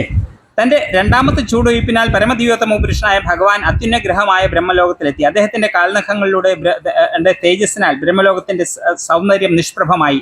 ബ്രഹ്മദേവൻ മരീചി പോലുള്ള മഹർഷിമാരുടെയും എല്ലാ ഉന്നത ഗ്രഹങ്ങളുടെയും അധിഷ്ഠാന ദേവന്മാരുടെയും അകമ്പടിയോടെ ഭഗവാന് വിനീതപൂർണ്ണമായ പ്രാർത്ഥനകളും ആരാധനകളും സമർപ്പിച്ചു. അവർ ഭഗവാന്റെ പാദങ്ങൾ കഴുകി എല്ലാ അനുസാരികളോടുകൂടിയും അദ്ദേഹത്തെ ആരാധിച്ചു. ഋഷരാജൻ ജാമ്പവാൻ അദ്ദേഹത്തിൻ്റെ കാഹളമൂതി ഭഗവാന്റെ മഹത്വങ്ങൾ സ്പന്ദിപ്പിച്ചു. ബലി മഹാരാജാവിൻ്റെ സമ്പത്തുകളെല്ലാം നഷ്ടപ്പെട്ടതോടെ അസുരന്മാർ അങ്ങേയറ്റം കുപിതരായി. ബലി മഹാരാജ വിലക്കിയിട്ടും അവർ വിഷ്ണു ഭഗവാനെതിരെ ആയുധങ്ങൾ എടുത്തു. എങ്ങനെ തന്നെയായാലും വിഷ്ണു ഭഗവാന്റെ സന്തത സഹചാരികളാൽ അവർ പരാജിതരാക്കപ്പെട്ടു. തുടർന്ന് ബലി മഹാരാജാവിന്റെ ആജ്ഞപ്രകാരം അവർ അധോ ഗ്രഹങ്ങളിൽ പ്രവേശിച്ചു. വിഷ്ണു ഭഗവാന്റെ ഉദ്ദേശം മനസ്സിലാക്കിയ അദ്ദേഹത്തിന്റെ വാഹകനായ ഗരുഡൻ തൽക്ഷണം ബലി മഹാരാജാവിനെ പിടികൂടി വർണ്ണപാശത്താൽ ബന്ധിപ്പിച്ചു. ബലി മഹാരാജാവ് അപ്രകാരം നിസ്സഹായാവസ്ഥയിൽ എത്തിയപ്പോൾ വിഷ്ണു ഭഗവാൻ അദ്ദേഹത്തോട് മൂന്നാമത്തെ ചൂട് ഭൂമി ആവശ്യപ്പെട്ടു. ബലി മഹാരാജാവിന്റെ ദൃഢനിശ്ചയത്തെയും ധർമ്മനീതിയെയും വിഷ്ണു ഭഗവാൻ അഭിനന്ദിച്ചതിനാൽ ബലി മഹാരാജാവിന് വാഗ്ദാനം നിറവേറ്റാൻ കഴിയാതെ വന്നപ്പോൾ സ്വർഗത്തെക്കാൾ മികച്ച സുതലമാണ് ബലി മഹാരാജാവിനുള്ള സ്ഥലമെന്ന് വിഷ്ണു ഭഗവാൻ നിശ്ചയിച്ചു. ओके तो इसमें क्या कहा है,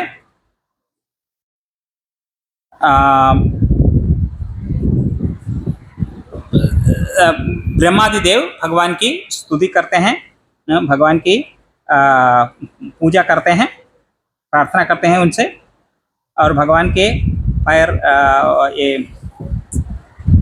धोते हैं। और उस समय ये जाम्बवान है ना, रामायण में आता है जाम्बवान। इस समय उन्होंने जाके 21 बार सब जगह जाके कहा कि ए वामन देव जीत गए, वामन देव जीत गए, ऐसे सब है। तो क्या कहते हैं, हाँ, बिग ड्रम, ओके, उसमें मार सब जगह घोषण किया कि बलि महाराज से वामन देव ने जीत गए, ऐसे ऐसे। और बलि महाराज के दोस्त असुर बहुत क्रुद्ध हो गए और वो भगवान के और युद्ध करने में तैयार हो गए, मगर गरुड़ादि सब भगवान के पार्षद है ना, उन्होंने असुरों को सब मार दिया। ओके, और गरुड़ ने वर्णपाश से महाबली को बांध लिया। और उस समय भगवान उनसे पूछते हैं कि तुमने जो वादा किया है वो पूरा नहीं किया, तो क्या इसका उत्तर क्या है, ऐसे पूछते हैं।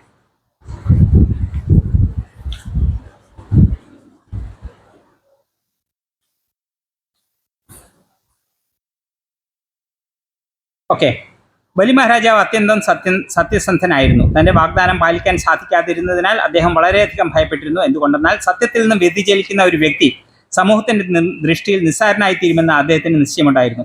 ഒരു ഉത്കൃഷ്ട വ്യക്തിക്ക് നരകീയ ജീവിതത്തിന്റെ ക്ലേശങ്ങൾ സഹിക്കാൻ കഴിയും, പക്ഷെ സത്യത്തിൽ നിന്ന് വ്യതിചലിക്കുന്നതിന്റെ അപകീർത്തിയെ അയാൾ അങ്ങേയറ്റം ഭയപ്പെടുന്നു. പരമദിവ്യോത്തമ പുരുഷനായ ഭഗവാൻ തനിക്ക് വിധിച്ച ശിക്ഷ സ്വീകരിക്കാമെന്ന് വളരെ സന്തോഷത്തോടെ ബലി മഹാരാജാവ് സമ്മതിച്ചു. ബലി മഹാരാജാവിന്റെ കുലത്തിൽ വിഷ്ണുവിനോടുള്ള ശത്രുത മൂലം നിരവധി ധ്യാനയോഗികൾ പോലും നേടിയതിനേക്കാൾ ഉന്നതമായ ഗതി നേടിയ നിരവധി അസുരന്മാരുമുണ്ടായിരുന്നു. പ്രഹ്ലാദ് മഹാരാജാവിന്റെ ഭക്തിയുത സേവനത്തിൽ ഉണ്ടായിരുന്ന ദൃഢനിശ്ചയം ബലി മഹാരാജാവ് പ്രത്യേകം അനുസ്മരിച്ചു. ഇക്കാര്യങ്ങളെല്ലാം കണക്കിലെടുത്ത അദ്ദേഹം വിഷ്ണുവിന്റെ മൂന്നാമത്തെ ചൂട് വയ്ക്കുന്നതിനുള്ള സ്ഥലമായി തന്റെ ശിരസ് ദാനം നൽകാൻ തീരുമാനിച്ചു. പരമദിവ്യോത്തമ പുരുഷനായ ഭഗവാനെ സംതൃപ്തിപ്പെടുത്തുന്നതിന് എത്രയോ മഹത് വ്യക്തികൾ തങ്ങളുടെ കുടുംബ ബന്ധങ്ങളും ഭൗതിക സമ്പത്തുകളും പരിത്യജിച്ചിട്ടുണ്ടെന്ന കാര്യവും അദ്ദേഹം പരിഗണിച്ചു. തീർച്ചയായും ഭഗവാന്റെ വ്യക്തിഗത സേവനകരായി തീരുന്നതിന് വേണ്ടി അദ്ദേഹത്തിന്റെ സംതൃപ്തിക്കായി സ്വന്തം ജീവൻ പോലും അവർ ചിലപ്പോൾ ത്യജിക്കുന്നു. അപ്രകാരം പൂർവാചാര്യന്മാരുടെയും ഭക്തന്മാരുടെയും കാലടികൾ പിന്തുടരുന്നതിലൂടെ ബലി മഹാരാജാവ് സ്വയം വിജയം കൈവരിച്ചതായി നിരീക്ഷിച്ചു. ബലി മഹാരാജാവ് വർണ്ണപാശത്താൽ ബന്ധിതനായ നിലയിൽ ഭഗവാനെ പ്രാർത്ഥനകൾ അർപ്പിച്ചുകൊണ്ടിരിക്കുന്നതിനിടയിൽ അദ്ദേഹത്തിന്റെ പിതാമഹൻ പ്രഹ്ലാദ് മഹാരാജാവ് അവിടെ പ്രത്യക്ഷപ്പെട്ടു. ബലി മഹാരാജാവിന്റെ ഭൗതിക സമ്പത്തുകൾ തന്ത്രപൂർവ്വം അപഹരിച്ച പരമദിവ്യോത്തമ പുരുഷനായ ഭഗവാൻ അതിലൂടെ അദ്ദേഹത്തെ മോചിപ്പിച്ചത് എങ്ങനെയെന്ന് പ്രഹ്ലാദ് മഹാരാജാവ് വിസ്തരിച്ചു. പ്രഹ്ലാദ് മഹാരാജാവ് സന്നിധിനായിരുന്നപ്പോൾ ബ്രഹ്മദേവനും ബലി മഹാരാജാവിന്റെ പത്നി വിന്ധ്യാവലിയും പരമോന്നതനായ ഭഗവാന്റെ പരമാധികാരത്തെ വർണ്ണിക്കുകയുണ്ടായി. ബലി മഹാരാജാവ് എല്ലാം ഭഗവാനെ സമർപ്പിച്ചതിനാൽ അദ്ദേഹത്തിന്റെ മോചനത്തിനു വേണ്ടി അവർ പ്രാർത്ഥിച്ചു. ഒരു അഭക്തന്റെ സമ്പത്ത് ആപത്താണെന്നും ഭഗവാന്റെ അനുഗ്രഹമാണ് ഭക്തന്റെ ഐശ്വര്യമെന്നും ഭഗവാൻ അപ്പോൾ വിവരിച്ചു. അനന്തരം ബലി മഹാരാജാവിൽ പ്രസാദിച്ച പരമോന്നതനായ ഭഗവാൻ അദ്ദേഹത്തിന് എല്ലായ്പ്പോഴും തന്റെ സുദർശന ചക്രത്താൽ ഉണ്ടാകുന്ന സംരക്ഷണവും താൻ എപ്പോഴും അദ്ദേഹത്തോടൊപ്പം ഉണ്ടായിരിക്കുമെന്നും വാഗ്ദാനം നൽകി. तो बलि महाराज बहुत दुखित हो गया, क्योंकि ये वादा नहीं कर, एक वादा दिया तो पालन नहीं कर लिया, तो वो बहुत दोष है। भूमि वैसे व्यक्तियों का भार नहीं सहन कर सकती, इसलिए बलि ने सोच लिया और कहा कि आपने मेरा सब कुछ लिया, हाँ, मैं और मेरा अलग है, तो मैं बाकी हूँ, और जो अहंकार का ये मेरा सिर है ना, हाँ, ये बाकी है, वो सिर मैं आपको देता हूँ, अब तक नहीं दिया था, हाँ, तो ये आपको देता हूँ, आपका पैर, तीसरा पैर मेरे सिर पर रखिए। എൻ്റെ അഹങ്കാരം നിറഞ്ഞ ഈ തല ഞാൻ അങ്ങേക്ക് സമർപ്പിക്കുന്നു। भक्ति के कितने रूप हैं? नवविध भक्ति क्या क्या है? श्रवणं कीर्तनं विष्णु स्मरणं पादसेवनम अर्चनम वंदनम दास्यम सख्यम आत्मनिवेदनम। आत्मनिवेदनम मतलब अपने आप को पूरा भगवान को समर्पण करना है। इसका उदाहरण कौन है? बलि महाराज। आत्मसमर्पण का उदाहरण है बलि महाराज। बलि महाराज ने उस समय, भगवान डिटेल समय नहीं है तो भगवान कहते हैं कि ये बलि महाराज की हालत क्या थी, किस हालत में उसने क्या क्या हो गया, उसका सब कुछ छीन लिया, उसको भगवान ने निंदा की, बांध लिया, वही निंदा है ना, निंदा कर ली, आपने बांध लिया, वरण पास से बांध दिया और मुख से भी बोल दिया, ऐसे ऐसे कहा दिया, उनके दोस्त तो शत्रु बन गए, ऐसे सब। उस हालत में भी महाबली ने क्या किया? वो डर नहीं गया, दुखित नहीं गया, अपने वादा से पीछे नहीं हटा। ओके, कहा कि ओके मैं भगवान की शरणागति ले जाऊंगा, लूंगा, ऐसे कहा। എത്രമാത്രം ഡിഫിക്കൽട്ട് ആയിട്ടുള്ള സിറ്റുവേഷൻ ആണെങ്കിൽ പോലും മഹാബലി ദുഃഖിതനായില്ല, അതിനെപ്പറ്റി സങ്കടപ്പെട്ടില്ല. ഭഗവാനെ സേവിക്കുന്നതിലായിരുന്നു മഹാബലിയുടെ ചിന്ത. അത് ഭഗവാന് വളരെ ഇഷ്ടപ്പെട്ടു. നമ്മൾ ചെയ്യുന്ന ഒരു പ്രവൃത്തി ഒരു ചെറിയ കാര്യമായിരിക്കാം, പക്ഷെ ഭഗവാന് സന്തോഷമുണ്ടായി കഴിഞ്ഞാൽ ഭഗവാൻ അത് സ്വീകരിക്കും. ചെയ്തത് ശരിയാണോ തെറ്റാണോ എന്നുള്ളതല്ല, പക്ഷെ ഭഗവാന് അതിൽ ഇഷ്ടപ്പെട്ട് കഴിഞ്ഞാൽ ഭഗവാൻ അത് സ്വീകരിക്കും. അപ്പോൾ ഇവിടെ മഹാബലിയുടെ എത്രമാത്രം ശ്രേഷ്ഠനായിട്ടുള്ള ഭക്തനാണെന്ന് ഭഗവാൻ സ്വയം പറയുന്നുണ്ട്. ഇനി ആ സമയത്ത് उस समय प्रहलाद महाराज उधर आते हैं और भगवान के जैसे भगवान ने उनको दिया, बिना देते वो इंद्र पदवी ने नहीं बैठोगे ना, और उसे भी छीन लिया भी। ये दोनों बहुत श्रेष्ठ हैं, आपकी लीला तो बहुत श्रेष्ठ है। ऐसे प्रहलाद महाराज भगवान की स्तुति करते हैं। और प्रहलाद महाराज और बलि महाराज की पत्नी भगवान से प्रार्थना करते हैं कि इनको ये वर्णोपाय से छुड़ा दो, ओके, छोड़ दीजिए ऐसे। और उस समय भगवान कहते हैं कि मैं बलि से सबसे खुश हूँ, और अब से मैंने ये जो छीन लिया वो मेरे बड़े भाई को देना है। कौन है बड़ा भाई? इंद्र। अदिति का बेटा है इंद्र।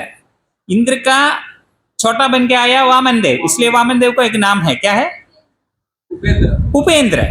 उपेंद्र, इंद्र का छोटा भाई उपेंद्र, और वामन देव का दूसरा नाम है, अलग नाम है, त्रिविक्रम। 3 पैर से पूरा दुनिया कवर कर लिया, त्रिविक्रम। उरुक्रमा, ऐसे श्रेष्ठ लीला करने वाला है उरुक्रमा। उत्तमा, सबसे श्रेष्ठ। ऐसे अनेक नाम हैं वामन देव को, मगर हम जानते हैं सिर्फ वामन देव। ओके, अब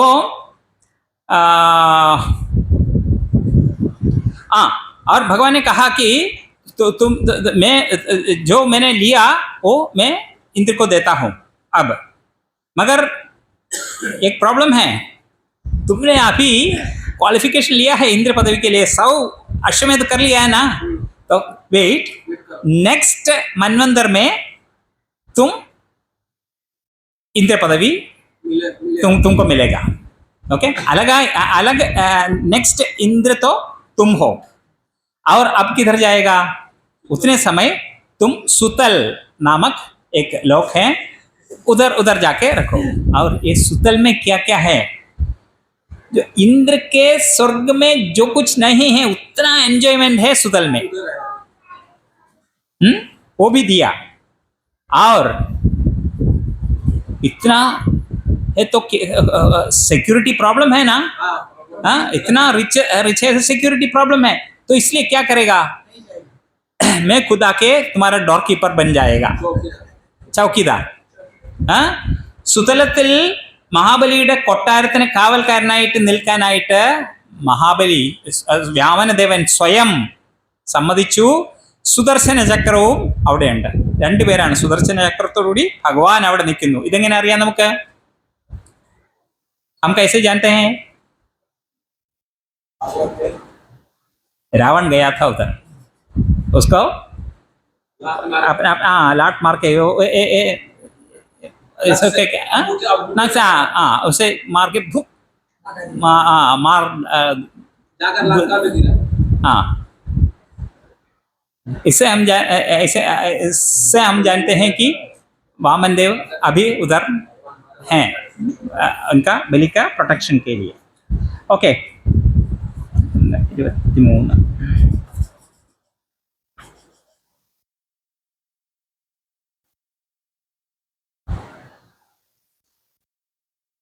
ഭഗവാന്റെ പാദപങ്കജങ്ങളുടെ ആശ്രയത്തിൽ കീഴിൽ പൂർണ്ണ സമർപ്പിതനായി ഭക്തിയുത സേവനം സ്വായത്തമാക്കാൻ കഴിയുന്നതാണ് ജീവിതത്തിലെ ഏറ്റവും വലിയ നേട്ടമെന്ന് മഹാത്മാവായ ബലി മഹാരാജാവ് അനുഭവിച്ചറിഞ്ഞു. ഈ നിർണയത്തിൽ ഉറച്ചിരിക്കവേ ഹൃദയം ഭക്തിഹർഷത്തിലാവുകയും കണ്ണുകളിൽ അശ്രുക്കൾ നിറയുകയും ചെയ്യുന്ന അദ്ദേഹം പരമദിവ്യോത്തമ പുരുഷനായ ഭഗവാന് സാദര പ്രണാമങ്ങൾ അർപ്പിച്ച് തൻ്റെ അനുയായികളോടുകൂടി സുതലഗ്രഹത്തിൽ പ്രവേശിച്ചു.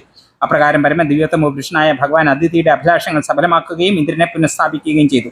ബലി മഹാരാജാവിനെ ബന്ധനമുക്തനാക്കിയത് അറിയുന്ന പ്രഹ്ലാദ് മഹാരാജാവ് പരമദിവ്യോത്തമ പുരുഷനായ ഭഗവാനന്റെ ഈ ഭൗതിക ലോകത്തിലെ അതീന്ദ്രിയ ലീലകളെക്കുറിച്ച് വിസ്തരിച്ചു. ഭൗതിക ലോകം സൃഷ്ടിച്ചതിലും എല്ലാവരോടും തുല്യനായിരിക്കുന്നതിലും ഭക്തന്മാരോട് അത്യന്തം ഉദാരമതിയും ഒരു കൽപ്പവൃക്ഷത്തെ പോലെ വർത്തിക്കുന്നതിൽ പരമോന്നതനായ ഭഗവാനെ പ്രഹ്ലാദ് മഹാരാജാവ് അങ്ങേയറ്റം പ്രകീർത്തിച്ചു. ഭഗവാൻ തീർച്ചയായും അദ്ദേഹത്തിന്റെ ഭക്തന്മാരോട് മാത്രമല്ല അസുരന്മാരോടും ദയുള്ളവനാണെന്ന് പ്രഹ്ലാദ് മഹാരാജാവ് പറഞ്ഞു. പരമദിവ്യോത്തമ പുരുഷനായ ഭഗവാന്റെ അപരിമയവും അഹൈതികവുമായ കാരുണ്യത്തെ അദ്ദേഹം ഇപ്രകാരം വാഴ്ത്തി സ്തുതിച്ചു. തുടർന്ന് കൂപ്പുകൈകളോടെ ഭഗവാന് സാധാരണ പ്രണാമങ്ങൾ അർപ്പിച്ച് ഭഗവാനെ പ്രദക്ഷിണം ചെയ്ത് അദ്ദേഹവും ഭഗവാന്റെ ആജ്ഞാനുസരണം സുതല ലോകത്തിൽ പ്രവേശിച്ചു. ഭഗവാൻ അപ്പോൾ ബലി മഹാരാജാവിന്റെ അപരാധങ്ങളും യജ്ഞനിർവഹണത്തിലെ വീഴ്ചകളും വിവരിക്കാൻ ശുക്രാചാര്യരോട് ആജ്ഞാപിച്ചു. ഭഗവാന്റെ തിരുനാമം കീർത്തിച്ച് ഫലേച്ഛാ കർമ്മങ്ങളിൽ നിന്ന് മോചിതനായ ശുക്രാചാര്യർ ബദ്ധാത്മാവിന്റെ സമസ്ത അപരാധങ്ങളും തിരുനാമ ജപം എങ്ങനെ ഇല്ലാതാക്കുമെന്നും വിവരിച്ചു. അനന്തരം അദ്ദേഹം ബലി മഹാരാജാവിന്റെ യജ്ഞച്ചടങ്ങ് പൂർത്തീകരിച്ചു. ഇന്ദ്രനെ സ്വർഗ്ഗലോകത്തിലേക്ക് തിരിച്ചു കൊണ്ടുവന്നതിനാൽ വാമനദേവനെ എല്ലാ സാധുക്കളും ഇന്ദ്രന്റെ ഉപകാരികയായി അംഗീകരിച്ചു. അവർ പരമദിവ്യോത്തമ പുരുഷനായ ഭഗവാനെ പ്രപഞ്ചകാര്യങ്ങളുടെ മുഴുവൻ പരിപാലകനായി അംഗീകരിച്ചു. വളരെ സന്തുഷ്ടരായ ഇന്ദ്രനും അദ്ദേഹത്തിന്റെ സഹായികളും വാമനദേവനെ മുൻനിർത്തി അവരുടെ വിമാനത്തിലേറി ചേർന്ന് സ്വർഗ്ഗലോകത്തിൽ പുനഃപ്രവേശിച്ചു. ബലി മഹാരാജാവിന്റെ യാഗശാലയിൽ നിന്ന് വിഷ്ണു ഭഗവാൻ നടത്തിയ അത്ഭുത കർമ്മങ്ങൾ ദർശിച്ച എല്ലാ ദേവന്മാരും മഹാമുനിമാരും പിതൃക്കളും ഭൂതങ്ങളും സിദ്ധന്മാരും ഭഗവാനെ വീണ്ടും വീണ്ടും പുകഴ്ത്തി സ്തുതിച്ചു. വിഷ്ണു ഭഗവാന്റെ മഹനീയ കർമ്മങ്ങളുടെ കീർത്തനവും ശ്രവണവുമാണ് ബദ്ധാത്മാവിന്റെ ഏറ്റവും മംഗളകരമായ കൃത്യമെന്ന് സമർത്ഥിച്ചുകൊണ്ടാണ് ഈ അധ്യായം സമാപിക്കുന്നത്. ഓക്കെ ओके, 1:30 हो गया. ओके ओके, तो इधर हम समाप्त करेंगे.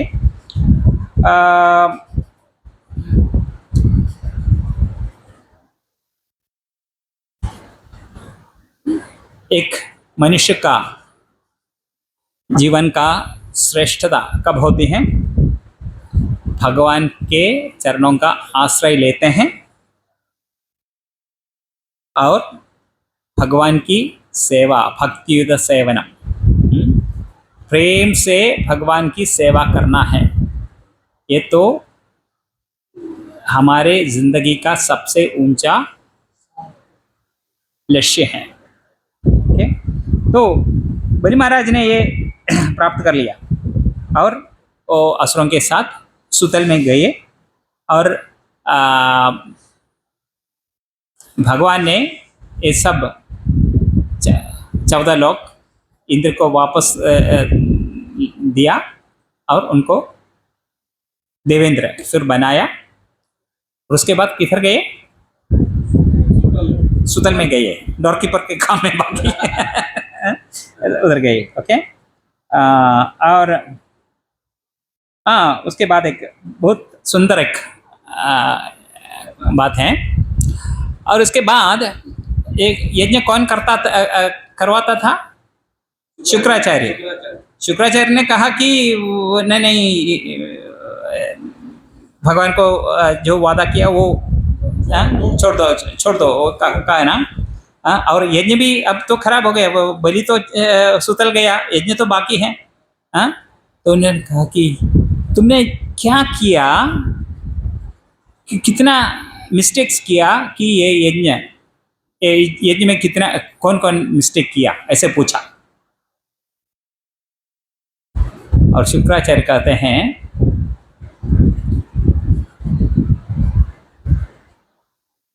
मंत्र तंत्र छिद्रम देश कालाहर वस्तुतः सर्वं करोति निश्चिद्रम अनुसंकीर्तनम तव। जो मंत्र बोलते हैं, तंत्र करते हैं, उसमें कुछ भी गलती हो सकती है। मंत्र तंत्र छिद्रम देश कालार्ह वस्तुतः, देश जगह रॉन्ग जगह हमने सेलेक्ट किया। देश काल समय और देश कालार्ह, अर्ह मतलब जो करता है यजमान है ना, उसमें भी गलती हो सकती है। देश कालार्ह वस्तुतः हम जो द्रव्य यूज करते हैं उसमें भी घी लिया, घी तो गाय को बीफ देते हैं और उसका घी लेके भगवान को यज्ञ में किया तो क्या फायदा है? तो अच्छा नहीं है। तो इसमें भी कुछ भी गलती हो सकती है। देश कालार्ह वस्तुतः सर्वं करोति निश्चिद्रम, कोई भी गलती है सबको हटा देते हैं। अनुसंकीर्तनम तवा, भगवान का नाम का उच्चारण करते ही वो सब गलती चली जाते हैं। ഭഗവാന്റെ മന്ത്രങ്ങൾ തന്ത്രങ്ങളുടെ ഉച്ചാരണത്തിൽ വരുന്ന തെറ്റുകൾ, ദേശ കാല വസ്തു ദ്രവ്യങ്ങൾ യജമാനൻ, ഇതിൽ എവിടെയെങ്കിലും തെറ്റുകളുണ്ടെന്നുണ്ടെങ്കിൽ ആ തെറ്റുകളെല്ലാം തന്നെ ഇല്ലാതാക്കുന്നത് ഭഗവാന്റെ തിരുനാമ കീർത്തനമാണ് എന്ന് ശുക്രാചാര്യർ പറയുന്നു. ഓക്കെ. മന്ത്രസ്തന്ത്രശ്ചിദ്രം ദേശ കാലാർഹ വസ്തുതഃ സർവം കരോതി നിശ്ചിദ്രം അനുസങ്കീർത്തനം തവ. ഓക്കെ. അതിനുശേഷം ശുക്രാചാര്യർ പോയിട്ട് ആ യജ്ഞം ഭംഗിയായിട്ട് ചെയ്ത് അവസാനിപ്പിക്കുകയാണ്. ഇനി ദേവന്മാരെല്ലാം തന്നെ സ്വർഗലോകത്തിലേക്കും ബലി മഹാരാജാവ് സുതൽ ലോകത്തിലേക്കും പോയി. എല്ലാം ഇനി ഇതിൻ്റെ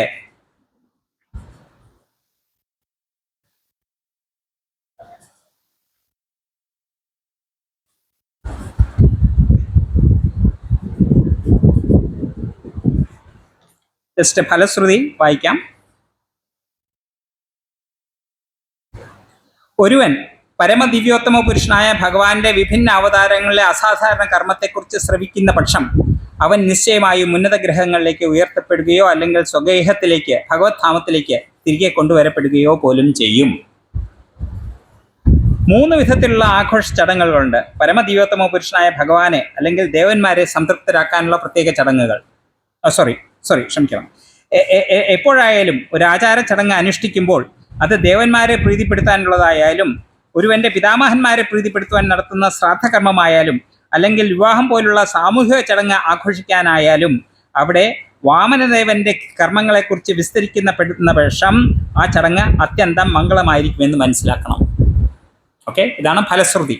അതായത് ഭഗവാന്റെ അവതാരങ്ങളെക്കുറിച്ച് കേൾക്കുന്നത് എപ്പോഴും നമുക്ക് ബെനിഫിഷ്യലാണ്. ഭഗവത്ഗീതയിൽ ഏത് ശ്ലോകമാണ് ഓർമ്മ വരുന്നത്?